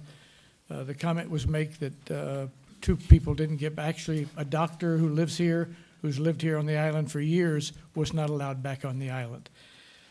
I felt with the last time that we actually set this policy, the town set the policy of 2 decals per family, and that decals were the only way. I don't think that's the intent of the board. Our intent is to make sure that people who are legitimately allowed back on the island are allowed back on the island. Certainly the decal does that, but I feel just as strongly that a driver's license that says you live on this beach is just as valid. And so I would ask the board to consider directing the town management to not only to change the policy, to not only allow the decals as a way to get back on, but a driver's license or any formal government proof that you live on this island or that you own property on this island would suffice to get you back on with the first crowd coming back on the island. I agree with that, but I would also point out that we want that as an exception. I encourage people to use the decals, and it would just make life a lot easier coming back on the island from a storm. But, there are circumstances that, may have a borrowed car, or there's a lot of different circumstances that there would be exceptions where you could show proof and you'd be able to access. We owe that accommodation to the folks that live here and own property here. Well, I agree with what you're saying, but I too also strongly encourage everybody to use a sticker, because it makes it a lot faster for the police department to see the sticker and go, Yep. rather than have to stop, ask you for the paperwork, look at the paperwork, read it, verify that you should be coming on, and then what does he do with the 10 other passengers that you may have in your SUV? yeah, I concur. The experience that I understood we had after the storm was that a lot of citizens were provided their decal in the water bill, and for some reason didn't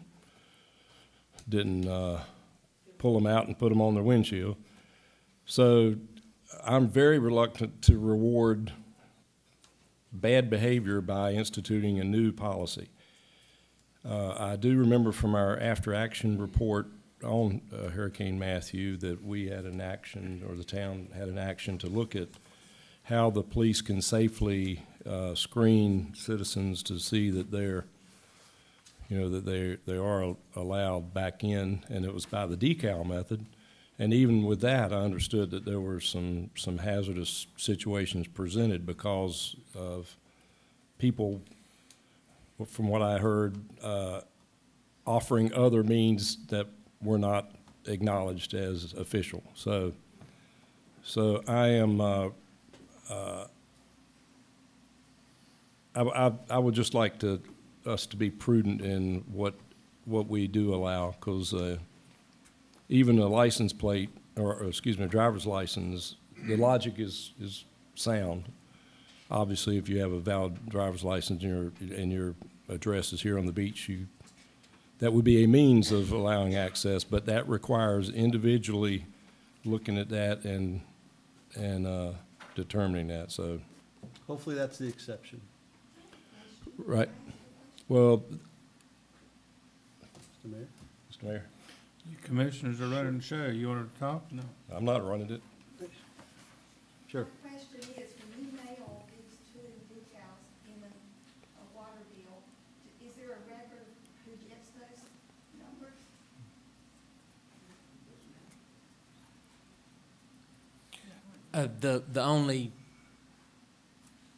The only record that we have of it is our hand stuffing, triple checking the water bills and making sure that everybody gets them. Now, could somebody miss it? Sure.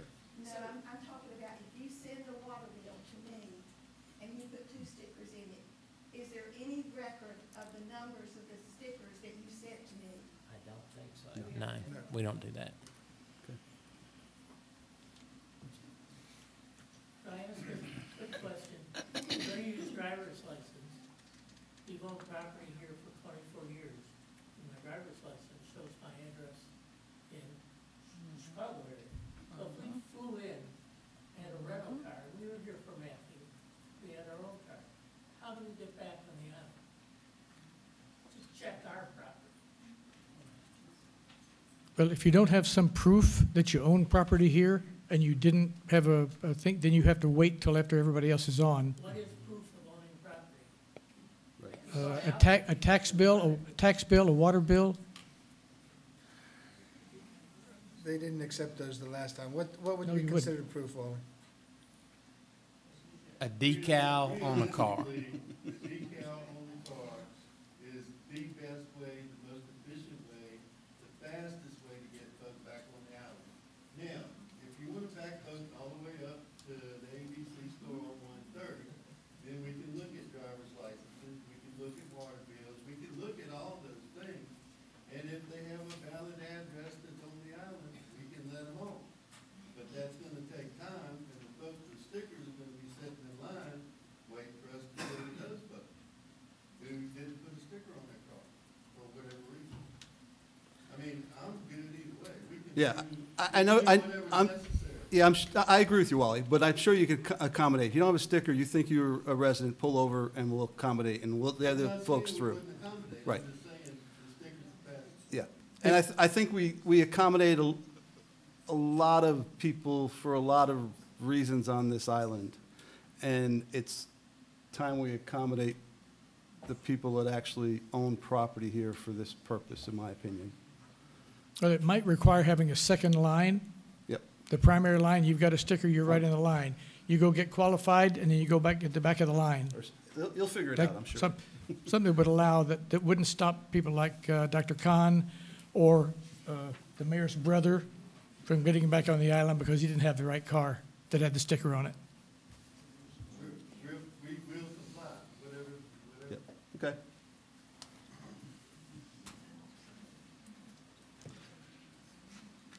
Call for a vote. Through? So you have a backup. So the backup says we were asking for, you're asking for that accommodation, right? And you're also asking if a property owner wants 2 additional decals? I did on It's- that. In fact, It's no charge? I would ask that I did amend my motion to include that the 4 stickers that we always got would continue to be gotten without cost. We've issued 2. If you need another one, forget another vehicle or something, you go to town hall. Owners of property would get 4 stickers Well- without cost. We've already sent out 2. I think if you want 2 additionals, you could just come to town hall and get them at no cost. You're not, is Exactly. that what you're asking? Yes, yes. Okay. Okay. We vote on that? Can I comment? Yes, sir. The decal process is in place after many years of evaluating the hurricane evacuation and reconstitution protocols of Philia, David, Bonnie, Bertha, Floyd. The list goes on. And that process of allowing vehicles on the beach has been distilled over more than 2 decades as the best way to not only get people rapidly back on the beach, and there's a fine balance between getting people back on the beach and being able to reconstitute operations here on the beach. The more people that are back on the beach, they're gonna, are more impediments to the public works folks trying to get up and down the highway, making sure that it's clear, making sure that the sewer's running, et cetera, et cetera. So that method of using the decals is a mechanism that has been derived over time and has been tested to include the experiences of putting people, whether they're police officers, National Guard personnel, draftees off the street, whoever gets stuck with being assigned entry controller duties, because depending on when the time of getting people back on the beach, it may not be the police officers. It may be somebody from Chatham County that does not know that Peter Freer lives on Ocean Boulevard and has no cognizance of what the geographical layout. Now, I got a little bit of experience with sentry operations and controlling access to places that need to be controlled. And here's one thing that I know. For a sentry or an entry control point, anything more than simple has great potential for becoming disaster. So the simplest that you can break it down for whoever it is that gets stuck with coming back, with letting people back on the beach, the better. And by introducing more variables into the equation, it goes haywire, has potential for going haywire quickly. To the point about not only getting people back on the beach, I'd like to speak to officer safety, and I use officer as the person that is in harm's way, standing out there in the public right-of-way.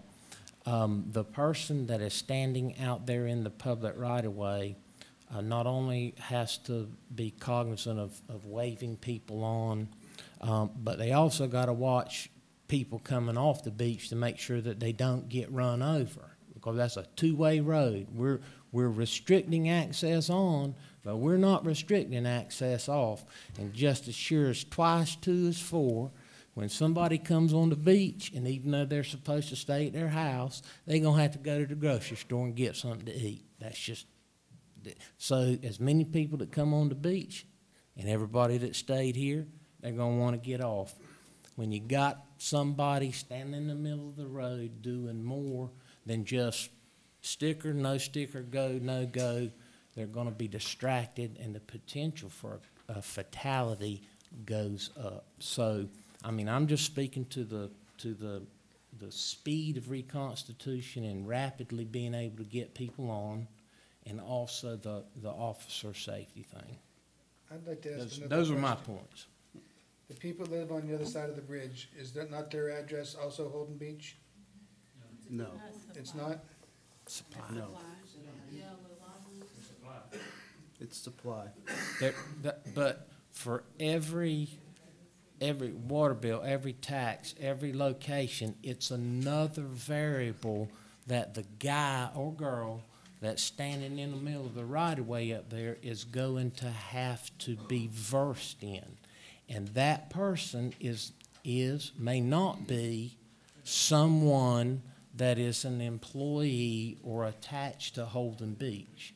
And I don't think that's a realistic service level expectation to be trying to provide that type of detailed training in the situation of a natural disaster. I just see that it's got a lot of potential for not being a viable solution. And not to poo on the idea about having a second line and turning people around. That's not the town of Holden Beach on the other side of the bridge. That's a DOT right-of-way. We don't have control over how traffic is routed out there. But we did at the last storm. No, you closed off the bridge. At the foot of the bridge we're really stretching it to be stopping people at the foot of the bridge. I have a request, Mr. Fletcher. The motion, as it's stated, is a compound motion because it talks about allowing people back on the bridge, Right. with other than a decal. Other than a decal, yeah. And then it talks, and then I thought I heard you say also allow 3rd and 4th sticker for free. Yeah, exactly, as we always Could have. we separate those two out? Because I have an opinion on one that's different than the other. We can do that. And I got a follow-up comment on the extra stickers too, but go ahead. Well, I'd be interested in Please. your comment if we're gonna be discussing it, but. The thing about the extra stickers, you know, it seems like that changing the protocols on how we've gone about sending those out without allowing what we've changed it to work through a cycle, seems a bit, preemptive to see if in fact it works. Here's some numbers. We've had 60 people, I believe, to contact us wanting an extra sticker out of the 2,250 or so water bills that we sent, which represents, what, 4,500 stickers that went out. Those 60 people have purchased a total of 109 extra stickers, give or take. You might have bought one, had some to buy too. Okay, all right. Anyway, I use you exemplematic. So we've had about 110 extra stickers to be sold. Now, how many of those people got mad and said, well, that's okay, I'll just make do with the two? I don't know. But I do know that we've sold 109 of them. So we've collected some revenue. And I think that where I'm getting to, if we decide to go to issuing a couple more free stickers, I'd need guidance on how to refund the money to those people that have already come in, if we have in fact been, yes, we have been keeping up with the people that got the extra stickers. Well, I'll pay you, I just don't want to pay $10. Anyway, I'm done. Go ahead, Commissioner Ross. Sorry. Did you have a comment? I made my comment. As I understand the discussion up here, you want to split the motion. Is that Take correct? two votes, yes, sir. Is that possible? You made the motion original? did. Who seconded the motion? I'm not sure, you added to your motion, I don't think you ever made an original motion, and there wasn't a second, so if we could just kind of start clean, Oh, it let's do might be clean then. easier. Let's do clean. Go to So- page 17, right? We were looking at page 17 that had a statement about it.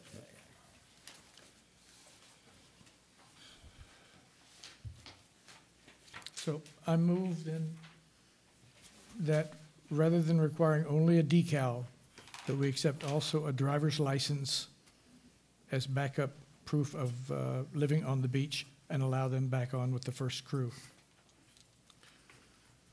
Is there a second? I'll do this. I second. Any discussion? Well, based on what I've heard, I do have safety concerns. And again, well, I'll just leave it at that. Any more discussion? Before you vote on it, I would encourage you to consider amending the motion to require the license to show evidence of being a Holden Beach resident, or some stipulation so that anybody in the world with a driver's license can't get on the island. Good point. It's a driver's license with a Holden Beach address. But the motion has to say that. So if you want to amend the motion. Amend it to say a driver's license with a Holden Beach address. But then you're only saying that homeowners who live here can get on. Yeah, We understand that, sir. That's the zip code. Well, I mean, are you gonna let everybody that has supply come in, or? That's the point I'm trying to drive home. Thank you for your comment.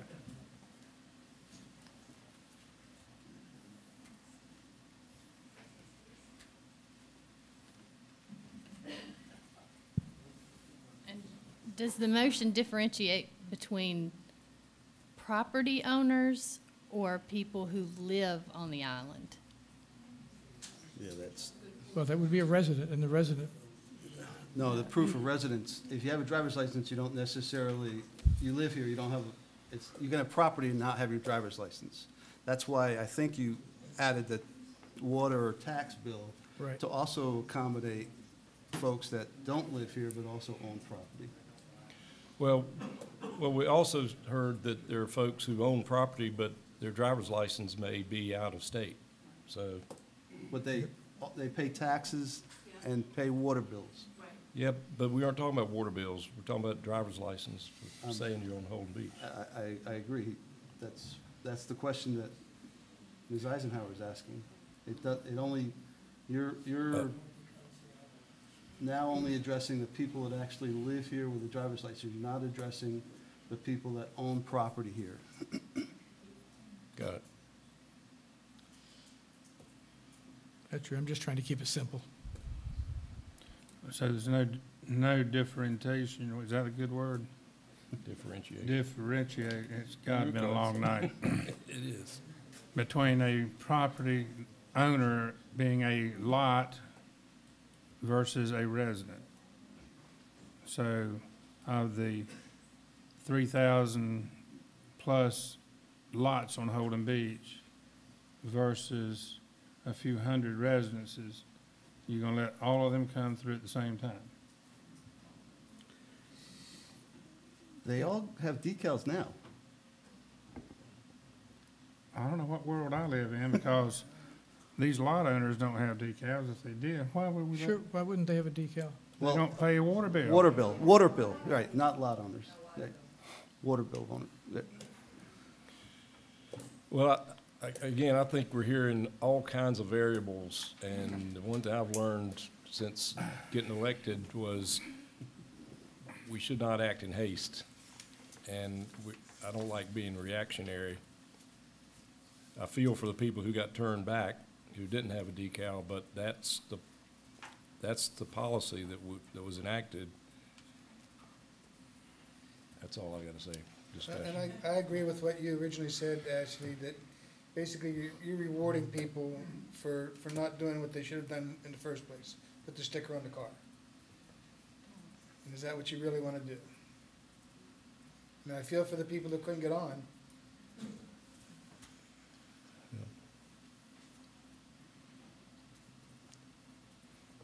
What's your pleasure?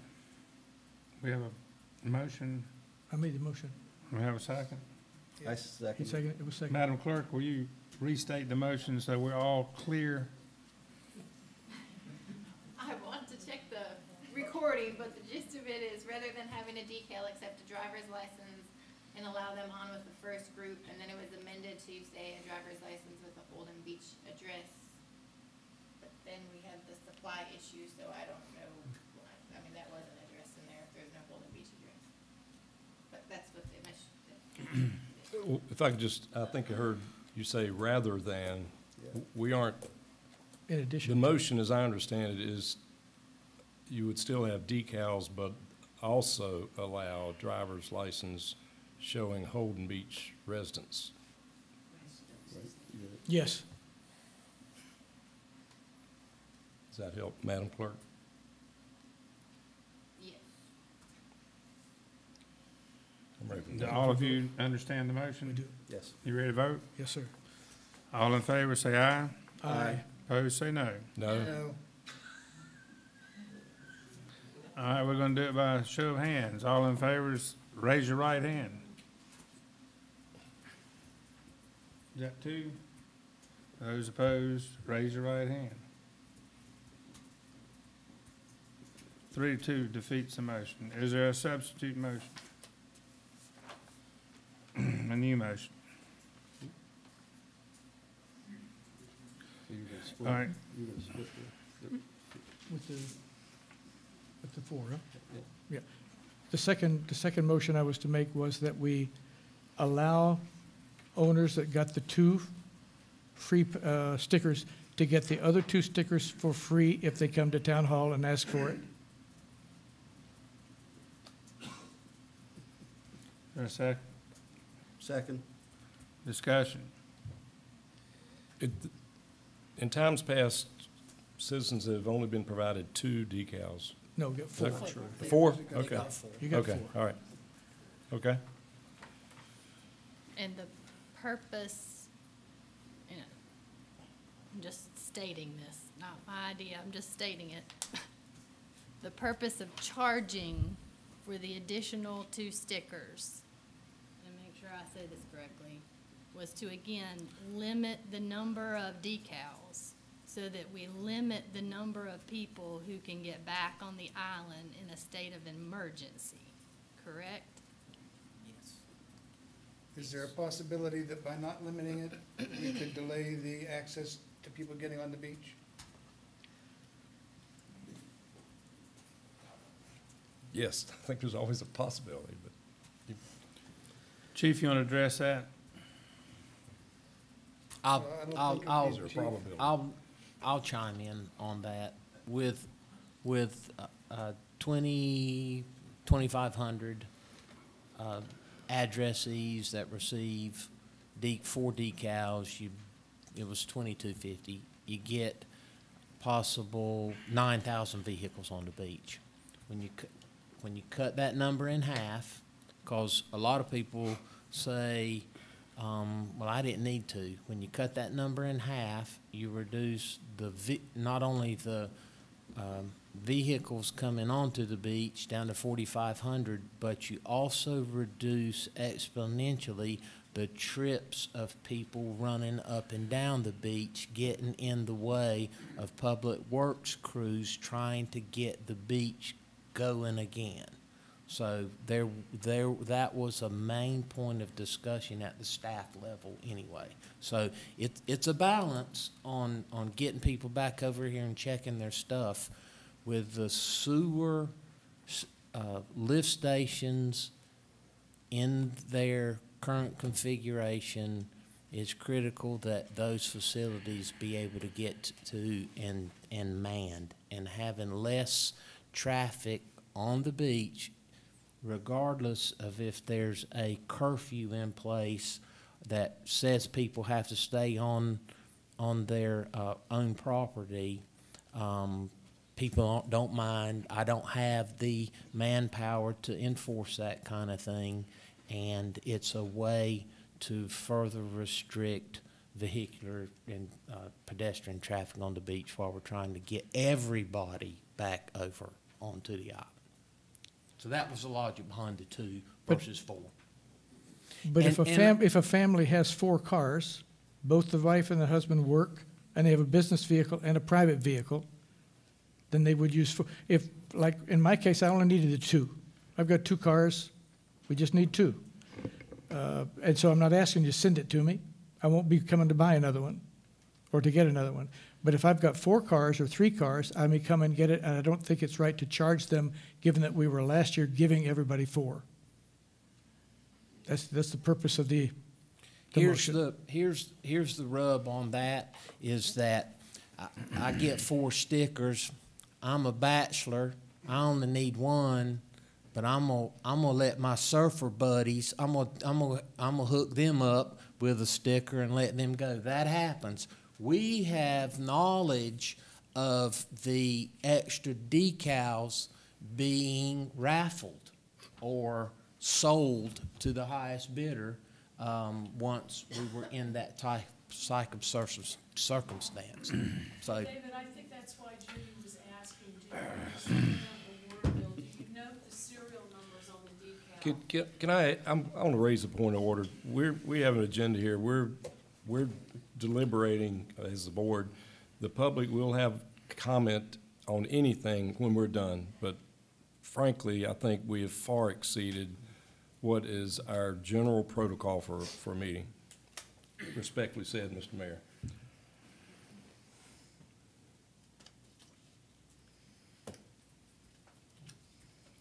Is there a motion on the floor? Yeah, I made the motion, it was seconded. And we got a second. You ready to vote? Yes, sir.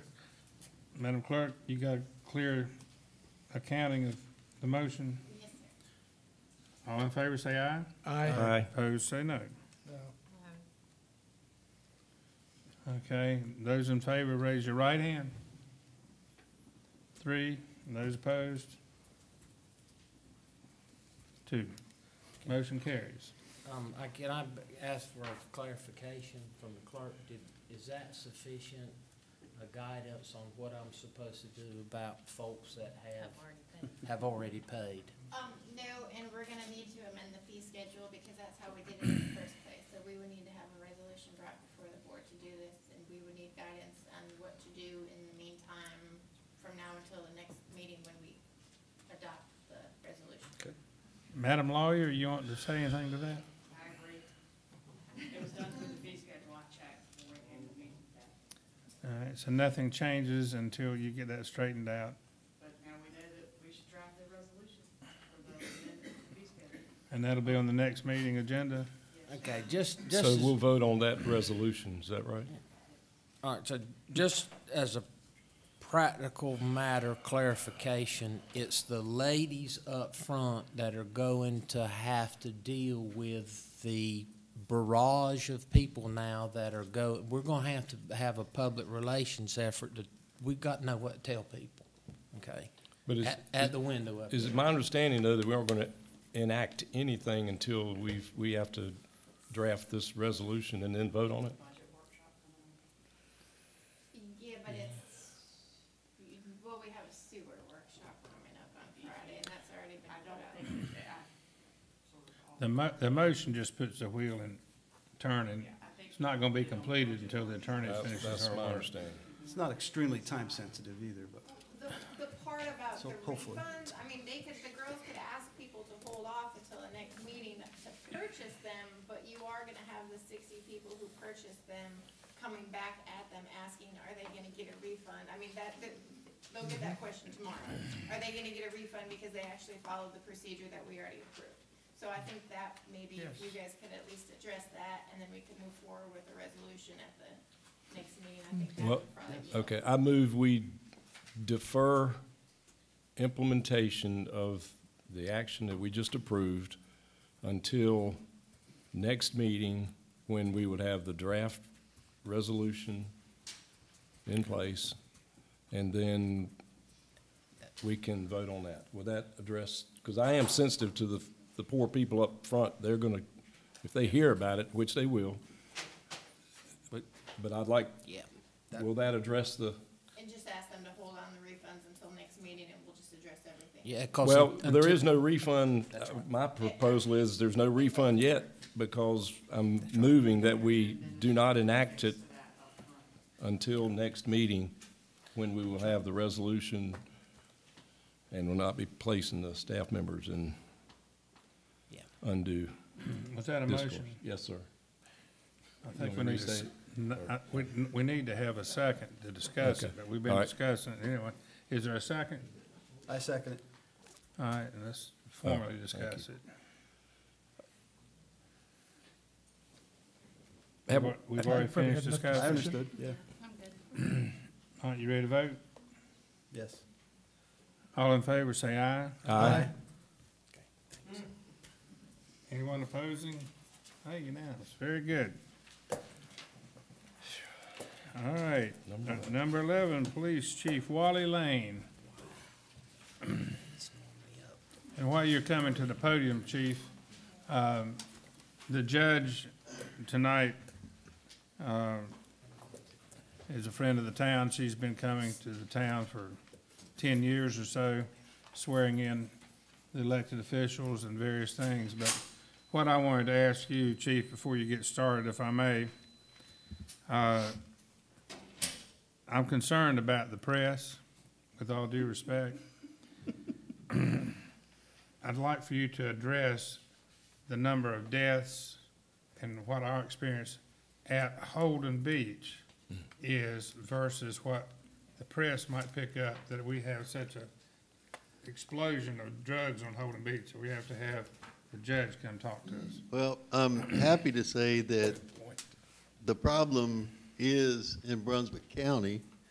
However, I don't know of any deaths on Holden Beach so far. Does that mean we couldn't have one tonight? No. Are the folks involved in drugs doing their break-ins and those sorts of things? Yes. Do they live at Holden Beach? No. Maybe another clarification could be, have the police officers ever had to administer Narcan. Narcan? No. Okay. Do they have Narcan? Access, yes. Thank you, sir. Yes, sir. Well, now I'm going to try to be brief and/or briefer. Festival by the Sea went well. There was a decent crowd, no major incidents. A day at the docks, that's exactly right. Day at the docks. Had me going there. The other one, yes, day at the docks. That Saturday morning was pretty decent. Of course, it was festival morning. All the stars aligned. 3 young entrepreneurs from Horry County decided that they would break into a house here at Holden Beach. Fortunately, that particular house had an alarm system, which went off, which scared them off. And at that point, as fate would have it, you know, they had an alarm system. So, scared them off. They proceeded at that point to drive west on the island to the 700 block, where they backed into a driveway where there was a construction trailer loaded with $40,000 worth of construction equipment. They hooked up to the trailer and commenced to driving on back down OBW. Well, it was shift time at the festival. I had 5 police on the island. Guess what? They didn't get very far, but they did go to jail. And then they proceeded to confess to all their residential break-ins that occurred over the winter. So Saturday was a good day. That being said, just as I predicted, 2 meetings ago, last meeting, we've already had 2 car break-ins this past weekend. It's only the beginning because there are not that many here yet, but they're coming. So don't leave valuables in your vehicles and keep your vehicles locked. Also, on a lighter note, our first turtle nest was discovered this morning on the island. So Turtle Patrol is happy. Any questions? Were either the 2 cars actually physically broken into, or the? Negative, sir. Okay. They don't break into cars on the island, sir. They go shopping in cars on the island because folk leave valuables in their cars and they leave the cars unlocked. So they just open the door, get what they want, and mosey on to the next one.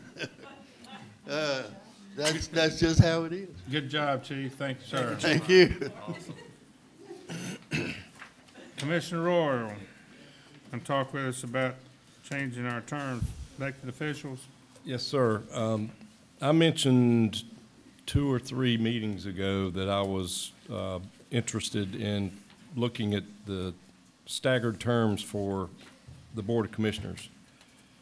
And my rationale then and remains is that when the election that we had when we were elected, there were 4 new commissioners, and my experience since then has been that the town has been subjected to a significant amount of change management because we instituted a lot of change. Also, though, personally being a first-time commissioner, I can attest that I've learned a lot about how the town operates since then, and because of that, I think there's value in us in the town reinstituting staggered terms because Madam Clerk provided me with the history of Holden Beach and the staggered terms, and there have been, correct me if I'm wrong, I think two periods where there were staggered terms. They discussed it a second time, but Okay, but we've had it before, and it's been discussed a number of times.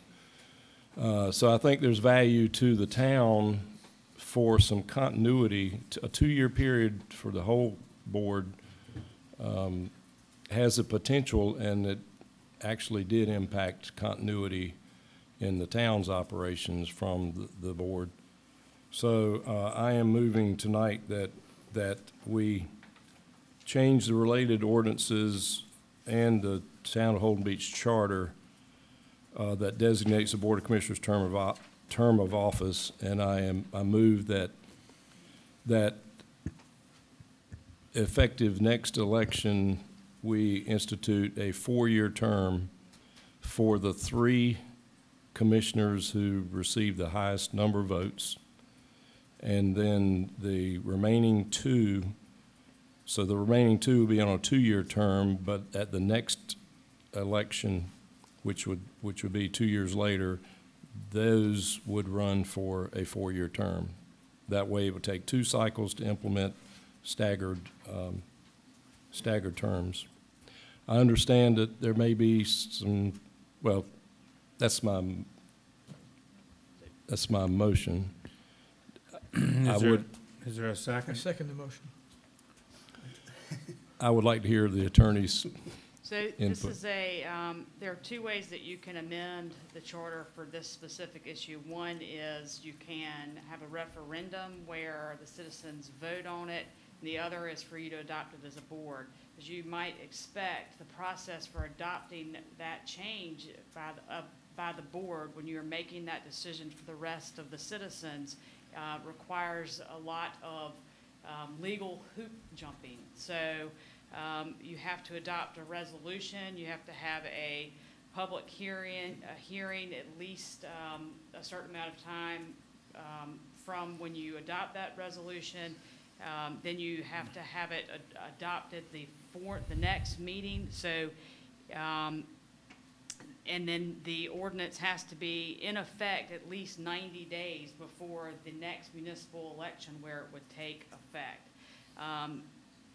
The Brunswick County Board of Elections has advised that in addition to the requirements that the state statute has for adopting that change, which are all found under 160A 102, that they would require prior to the candidate filing period that information. So that filing date is, we looked it up earlier.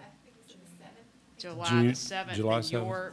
your next meeting, if you were to adopt a resolution tonight, which would need to meet the requirements of the statute, then you would not be able to have a public hearing until June 20th. You would not be able to actually enact the ordinance until July 18th. Okay, so from what I'm hearing, it's not possible to meet the state statutes for public hearing, drafting the referendum, or drafting the revision to the So you have resolution. to adopt the resolution with the specific terms that you want to include. Then you have to notice a public hearing. It can't, So be- I heard, so that means we don't have enough time to do it by the filing date of July 7th. July 18th would be the soonest the ordinance could be adopted. So we don't have time to make it by July 7th. You have time to adopt the ordinance, you just don't have time to take it for it to meet Brunswick County's filing requirements, that you have that information available to them prior to the filing deadline. It's an extra layer. Right, so So it couldn't from what I'm take hearing, effect until the following election cycle. Right, according to Brunswick County. It would be if you adopted everything, if you started the process tonight by adopting a resolution, which I have not prepared, and I don't think the clerk has prepared, then you would meet the 90-day requirement that the statute requires. But Brunswick County has advised that they also would require you to have that information available to them the day prior to the filing deadline, and that would be prior to when you could actually adopt the ordinance, which would be July the 18th. So you could still pursue it, or you could put it for a public referendum, but I don't think that it would take effect until after the November 2017 election. Okay.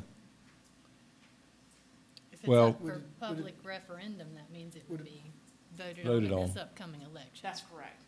And of course, would only be implemented the following election Right. cycle. That's correct. Okay. But also for the boards, just, y'all may all be aware of this, but there are at least 3 bills that have been introduced in the General Assembly regarding the trying to take municipal elections to even years. There there's a lot of stuff that's going on right now in the state legislature that could impact it wouldn't impact the term, and it wouldn't impact, the staggered term, but it would possibly push the elections to even years. So there's a lot of things that are going on, right now at the state level that may, also contribute to this.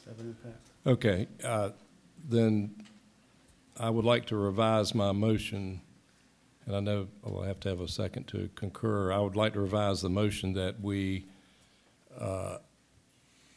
enact a resolution to be voted on this election cycle to implement staggered terms. You would like to do a referendum? Referendum, sorry. Okay. Referendum. So the deadlines for that are different than, so we can bring that back to the board,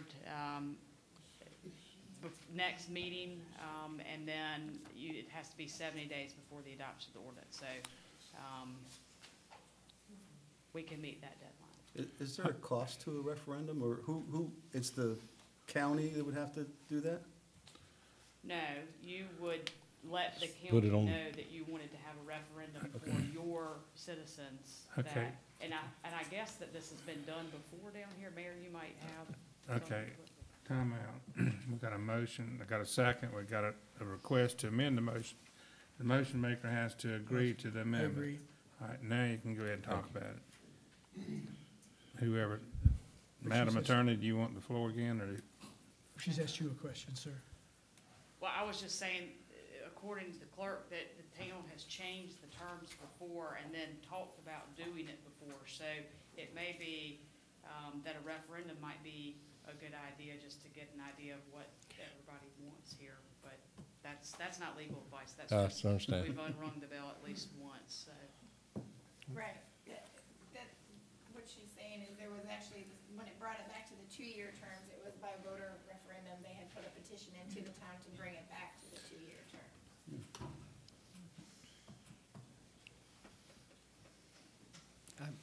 All right. Can I say something? Yes, sir. I- I thought you tell me to be quiet. No, and I don't know if this is out of order or not, but it goes to the substance of what we're talking about with the 3-2.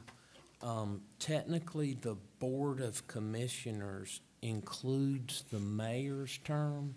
Is what we're talking about just the 5 commissioners exclusive of the mayor? Would the mayor stay at 2 years? And then everybody else ultimately would have a 4-year staggered term? Or, Yeah, my motion did not address the mayor's okay, term. all It right, I was just want the to make board, sure the that, commissioners. because it was, the Board of Commissioners collectively includes the mayor. Okay. So we'll bring that back to the board next month, the idea of having adopting an ordinance to have a referendum in the November election. Is that what I'm understanding the motion to be? Well, this discussion might be out of order, but I would be interested in the mayor's comment on the mayor term. What, if you have an opinion? You commissioners are gonna make the decision, and I'll follow whatever you decide. Well, I appreciate that. I was asking if you had an opinion on the term of the mayor and being included in the resolution. I would say if you have an experienced mayor that knows what he's doing, 4 years is great. If you bring somebody in that has no experience and don't know what they're doing, it'll take them 2 years to learn what they're doing. Okay. Nicest way I know to say it. Yep. I So have no. we're saying to include the mayor then? After what Alan just said? No, I'm, Okay, my intent originally was to include the commissioners. okay.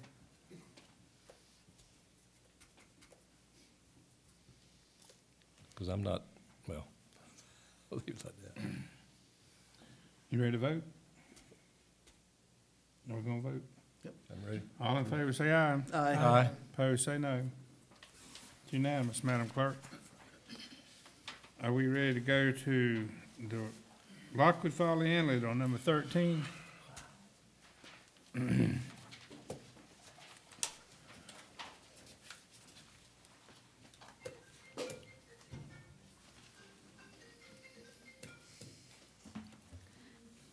Last month, I gave you guys an update on the inlet and told you some things were happening with meetings with the county. Since that time, at one of their budget workshops, the Brunswick County Board of Commissioners did appropriate $140,000, so they paid the upfront share to dredge the inlet for the local share. And the state has agreed to pay their portion, which would be $280,000 of the total $420,000 that will be required. But Brunswick County is asking both Holden Beach and Oak Island to give back to them and reimburse $35,000 each. So attached is a budget amendment to do that, to give back to the county $35,000, which would be 25% of the cost share for that project. That would again still happen at the end of June. 1st of July is the time frame that the Corps is giving. That's the earliest that they could be there. They were going to do surveys in late May, but I've heard that time frame may be pushed back a little bit through the county, not directly through the Corps. So the county's pushed it back? No, the Corps communication to the county is that their survey part, Got where they were pushed going to back? come back and do just some surveys out there to see how many days, got pushed back a little bit. But as far as the date on the schedule for the dredging itself, that's still looking to be late June, 1st of July. And just to reiterate that this would be the Merritt, which is the side caster, and would not put sand on the beach. So again, that's $35,000 as part of the budget amendment. And the second part of the amendment is also in regards to the inlet. When we did the piggyback project earlier, we put sand on the beach from 240 OBE to around 335 McCrae Street, and we now need to stabilize the dune with sand fence and vegetation. We had $15,000 at the beginning of the year in this year's budget under sand fence line item. We used about $7,000 and some change of that when Hurricane Matthew came through for debris removal. With our paperwork to FEMA, we have been reimbursed that $7,000, so it brings it back up to the total of $15,000 that we started with. So we ask that you guys add another $15,000 to that, and with the $30,000 estimate from the contractor, we could then stabilize with sand fence and vegetation what we've just put out with sand on the beach on the east end, east of the project. So the total budget amendment is for $50,000. Fund balance appropriated as a revenue, and the expense would be Lockwood Folly dredging for $35,000 and sand fence project for $15,000. So, excuse me, so the total 30, that would address the entire east end re-nourishment that we just did? 15,000 would, No, the total is 30, right? no, 30, isn't it 35 for the Yes, dredging, right? We're asking for 15 because we already Additional. basically have 15 Right. in the pot to work with. All right, yeah. So that total, that 30 would address the whole, Based on East what, end. what we're Okay. hearing from the contractor, 2,500 in that project area where we put. and then the 35,000, of course, like you said, doesn't do sand renourishment, but it does open up the inlet, so we could possibly, in the next budget, talk about maintenance and sand renourishment on the east end in the future. Correct. Okay, thank you.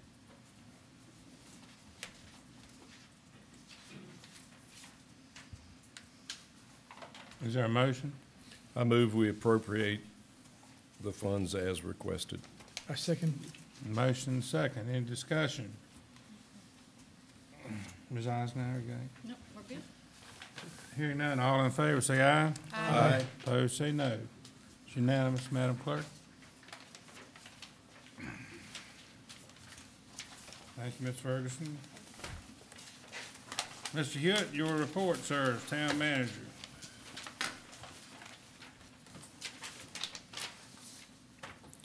First of all, I'd like to say thanks to the Beautification Club for reflowering out here at Town Hall.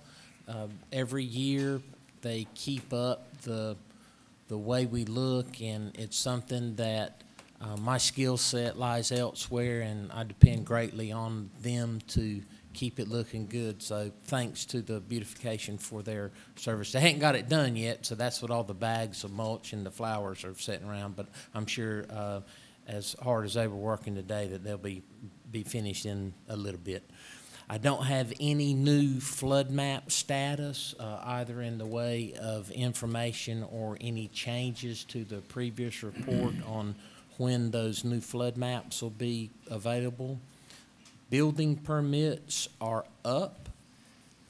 As of today, we have 25 new homes in some phase of construction, whether that's, just with one piling up or somebody waiting for Tim to go down and give them their last certificate of occupancy.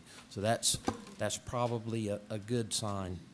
Our Beach Ranger program is coming to a head. We're in the vetting process on establishing the personnel that are going to be doing that work. Our training program is almost in place, and our equipment is prepped. So we feel fairly strongly that we're going to be ready for the Memorial Day weekend.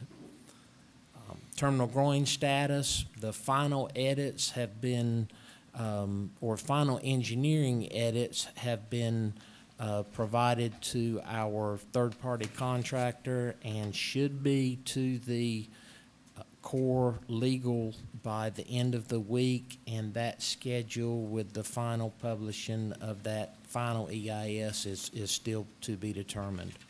I'm using a lot of to be determined and almost there. We're trying to get to the end of the fiscal year, has something to do with it. Jordan Boulevard and the other streets that are going to be paved had a pre-construction meeting with the contractor, and pending a small job wrap up with them this week. We should start that next week or the next week. What I had hoped not to have that happen is probably going to have happen, is that we're going to be paving during Memorial Day.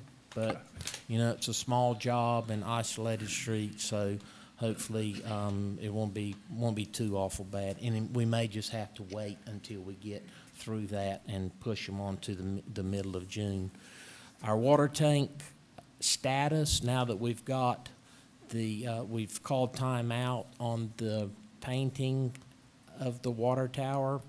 Chris is installing a new shutoff valve, should be finished this coming week. It was refilled earlier this week, do some pressure test, and should be online by the weekend, and that's a good thing to have that water tank filled back up. And also, since the water tower is moving right along, playground shade sales will be back up tomorrow.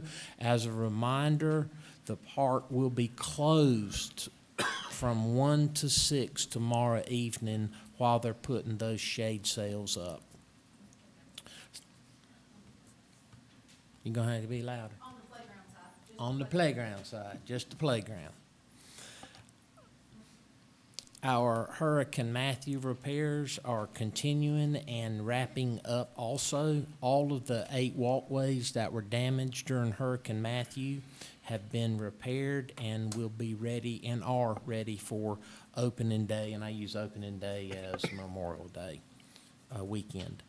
Our last 4 damaged sewer valve pits, I believe we had 18 of them. Those repairs are underway, and we're going to put a bow on the sewer repairs and walk away from those. So those are all things that are 6 months in the making, resulting from Hurricane Matthew. Central Reach project, the demobilization is complete. We're finalizing the payables, and we're just told today, remember, I went ahead and gave the board heads up that it could take a year for us to get all of the deep dish reimbursables back. Well, it's certainly not being facilitated by the fact that North Carolina shuts off their payments the end of May and throughout June. So that's 6 weeks that they're going to call timeout. Remember, in Christie's memo to you, we were advised that the state of North Carolina needed to receive the money from the local governments by the end of May in order to pay. So, anyway, it's just another opportunity to excel, y'all. That's all it is. So that means because they're shut down, we will not get some of the Well, reimbursement? we will Or would be get it. delayed? It's just, it's gonna Alright. be possible, just not as quickly as we should, as I'd like for it to come in. Our sand fence install should wrap up this week on the Central Reach project that's separate and apart from the Eastern Reach that y'all just approved the funding for. We're looking at moving right into the vegetation planting aggressively after that. But what that means is that the contractor could be on the beach probably through the 4th of July weekend. So that's just the way it is, y'all. It's, you know, we want to make sure that we do that thing right. David, I have a question. What about the rope and stake? Is that? I'm using that term vegetation collectively. Including that? Yeah, Okay. yeah. As a reminder, the sewer vulnerability report to the board, which is the review with McGill and Associates, will be taking place on this coming Friday, the 19th at 9 a.m. in a special meeting. To the annual budget, our message was published yesterday. It's now available on the website. I think I saw Heather send a blast out. And also as a reminder, that public hearing is scheduled for the 9th of June at 9 a.m. In wrapping up with recreation, the pickleball tournament the weekend before last seemed to be a great success. There were over 60 participants here from Brunswick throughout the county and other places. Our summer concert series kicks off Sunday, the 28th of May, with Steve Owens and Summertime. And Christy has been working real hard on getting our concerts lineup throughout the summer. She's really done a good job on that. We've got Jim Quick and Coastline, Fantastic Shakers, Embers featuring Craig Willard, the Holiday Band, Blackwater Rhythm and Blues, the Tams, Too Much Sylvia, Part-Time. I mean, just some of the names on here jump out. Tim Clark, the Entertainers, Band of Oz. We've done a real good job, or I think that we've done a real good job at upgrading our lineup there. And finally, there is a Paint It Purple Cancer Survivors Ice Cream Social, Ice Cream and Dessert Social, Friday at 1:30. Sign up by tomorrow. So see Christy if you're interested in that, and that's all I have tonight. David, I had one observation. I recall last summer, the folks who were rolling back trash cans were on golf carts. I observed this last week, we now have 2 pickup trucks doing that with their flashers on. Is that? We're have moved that out of in-house personnel doing it with a contractor, and that's what they're doing. It's a contractor operation. Well, and they're doing a lot better job than we were able to do unless you've got something else to do. Well, the only thing, my only observation is you got 2 pickup trucks with the flashers on, and they're stopping right in the road for every trash can they move, and I'm just concerned about the safety of vehicular traffic because of that. It's especially when we get into the season. I think it's going to have potential to, you know, already we understand the garbage trucks, they got to do it, but I would like if we could consider at least having the golf carts do that, or if it's feasible. It seems safer for them and, you know, the public. That's just my input. Thank you. David, on that question, am I correct that golf carts are not allowed on the sidewalks because that's actually state-controlled street? Where's Chief Lane when you need him? Golf carts are construed to be, and the technical, thing is they're motor vehicles. You know, you Exactly. gotta have license, are. and you can't drive a car on the sidewalk is, you know, in my simple mind, so the golf carts shouldn't be on the sidewalk. Have we had some people driving the golf carts on the sidewalk? Yeah. Also had some 10-year-olds driving golf carts and, yeah, Yeah. Well, at your house. I would anticipate that if they're conducting official town business, that could be allowed. Anyway, we've done it before. It's just an observation.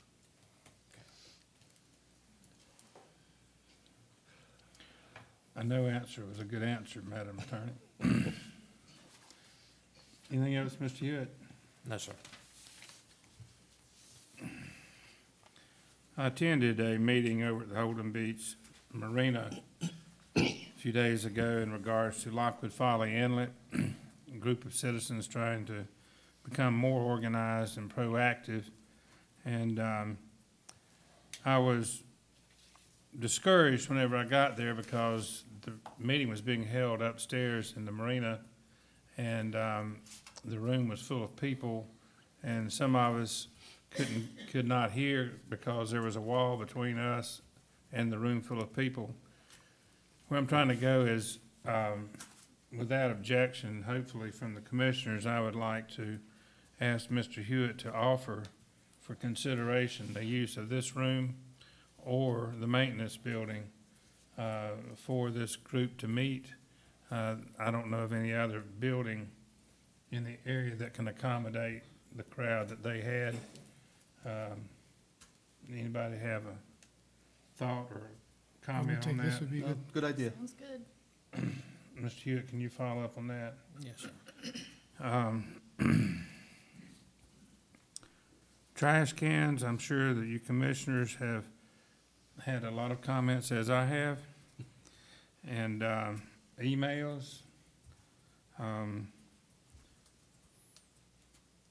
It's already been addressed earlier, so I'm not going to say anything else about it, but I'm looking forward to some relief on that subject. And thirdly, I'd like to address John the Kite Man.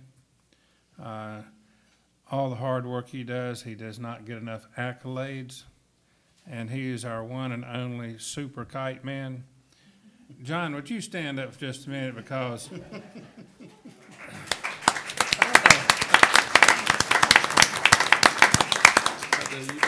it's unbelievable the comments and the thanks that the town of Holden Beach gets with all these oversized, cartoonish, seafoodish, whatever the words are. And I know how hard you work, sir, and your support team as well. And it just really, really makes it a fun feeling when you come across the bridge and see those gigantic kites, multicolors and all. We applaud your efforts, and thank you very much. I'll say one thing. I went by to see him this past weekend when he had the things out, and to tell him how many people come in my store and brag about when they come over the bridge and those kites are flying. Yeah. I think it's a real good thing. Thank you, and I appreciate that also. I want to note, make sure you know that I've teamed up with another guy down the street here, Dave Harson, who's from Fayetteville, has a house down in 1000 block. And Dave's been playing with me in all these big events lately, so a lot of that stuff is his too. So we just have, it was easier to work together to compete with each other. The kite battle is not going to happen. Thank you very much for what all of you do. Mr. Hewitt, one thing that hasn't been commented on, I wish you'd take a minute and talk about the water tank. I've had several people ask me what color we're going to paint it, when's it going to be finished, and they're going to be painted during the summer. Would you address that for just a minute so everybody know what's going on with that?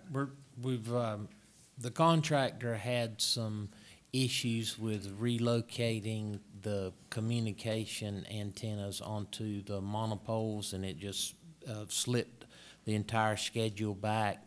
And in order not to have, it would probably have taken another couple or 3 months in order to get that tank painted. And you got to remember that tank is empty while it's being painted. We can't go through the summertime with that water tank being empty. I don't care if it's not painted at all. We just cannot go through the summertime due to, well, we need the water, but more importantly, fire. We got to have the fire protection here.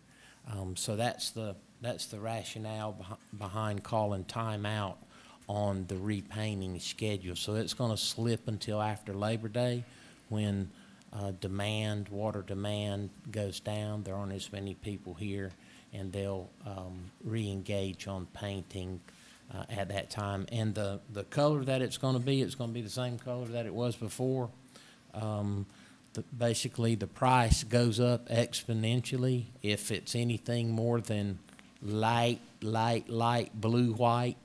And so I know it's really, really nice to have one that looks like a balloon or a kite, but you pay for those colors and they fade over time. So that's the intent at this point in time, unless I receive direction from the commissioners to paint it something other than what it was painted before, and the funding that goes along with it.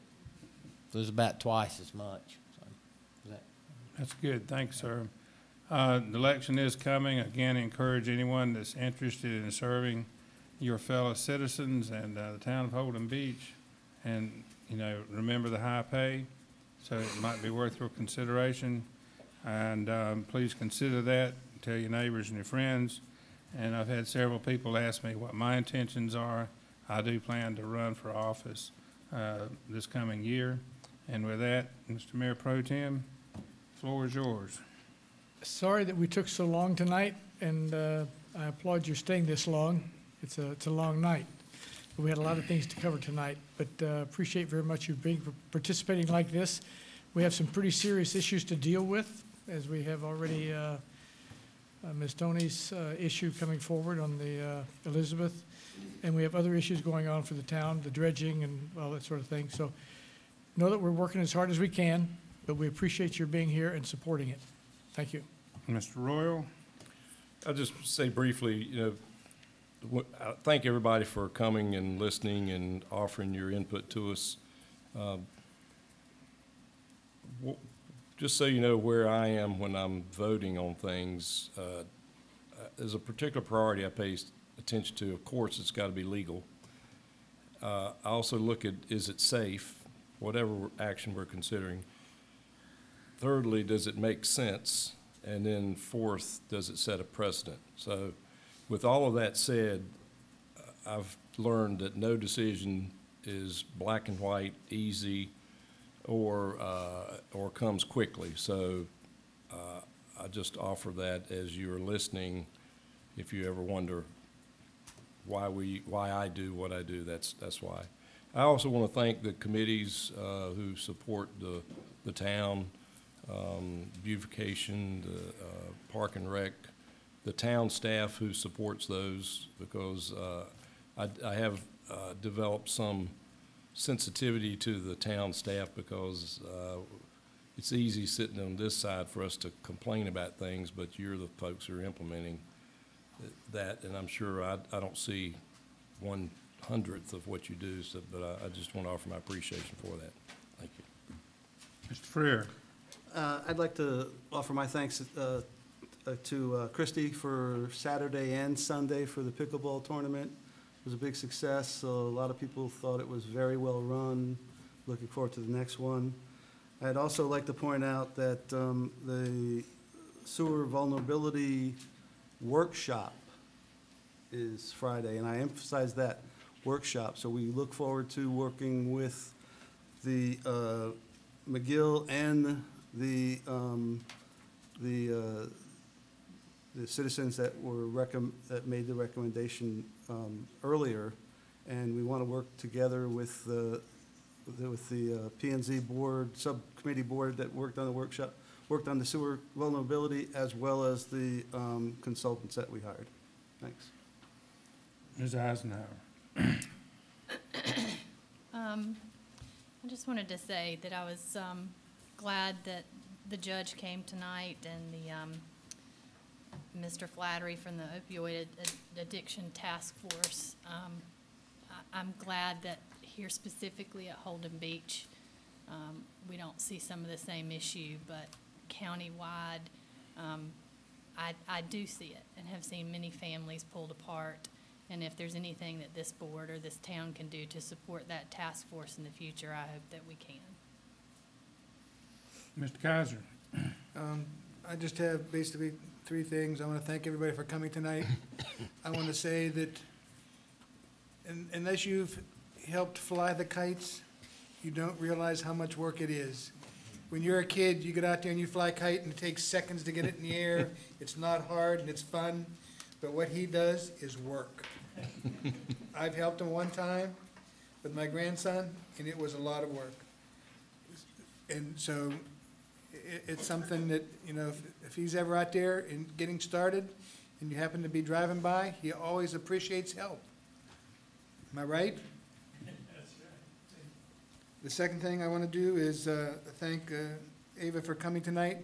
She gave us a lot of information that I had never heard before, and I think it was important for us to hear it, and hopefully we'll get together with the town attorney at our next meeting and get some input from her and figure out a course of action. And that's all I have. All righty. We are now ready to hear from you in the audience about anything you want to talk about. If you'll be kind enough to raise your hand to be recognized and come to the podium on my right. Yes, sir. And give us your name and where you live and tell us what's on your mind. Garbage cans. Chuck Ellenbaum, we have a home at 853 OBW, had it for 24 years, and we rent through Allen's company. Thank you. And for 24 years, we had a garbage corral built very close to the road. It's within 5 feet. And now I had to move my can 1 foot so they would pick it up. Then they deposited my can in my neighbor's yard. And I didn't see any pickup trucks with flashing lights. Maybe they don't come down that far.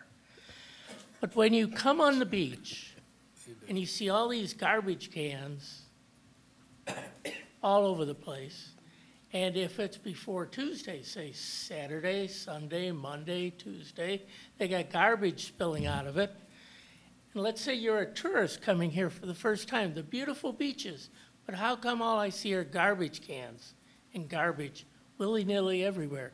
If you're driving at night, and some people bring them right up to the road, and if you got mirrors that stick out, you can hit one. You're a pedestrian trying to cross, and you're a kid, and the garbage cans are what, this high? They can't see the road without going out further, and the driver, more importantly, can't see some kids. And that's dangerous. We called Waste Management and said, how come you're doing this? Well, the town is requiring us to do this. Talk to your town. So, okay, my wife sent you all an email letter, and I'm speaking about it. I've got renters coming in next weekend, and I can just see, I'm here on vacation, and I'll remember to put the garbage can out Saturday and Tuesday, or is it Thursday and Sunday, or whatever. Or maybe I'll just say, screw it. And now my new renters come in, and the garbage cans are full. So they're gonna call Holden or Coastal or whatever, and those dollars that they bring in, all the taxes they pay on the rentals, that's a big source of revenue for this town. If you have it looking like a shanty town and garbage all over the place, they are not coming back. And our little cottage industry of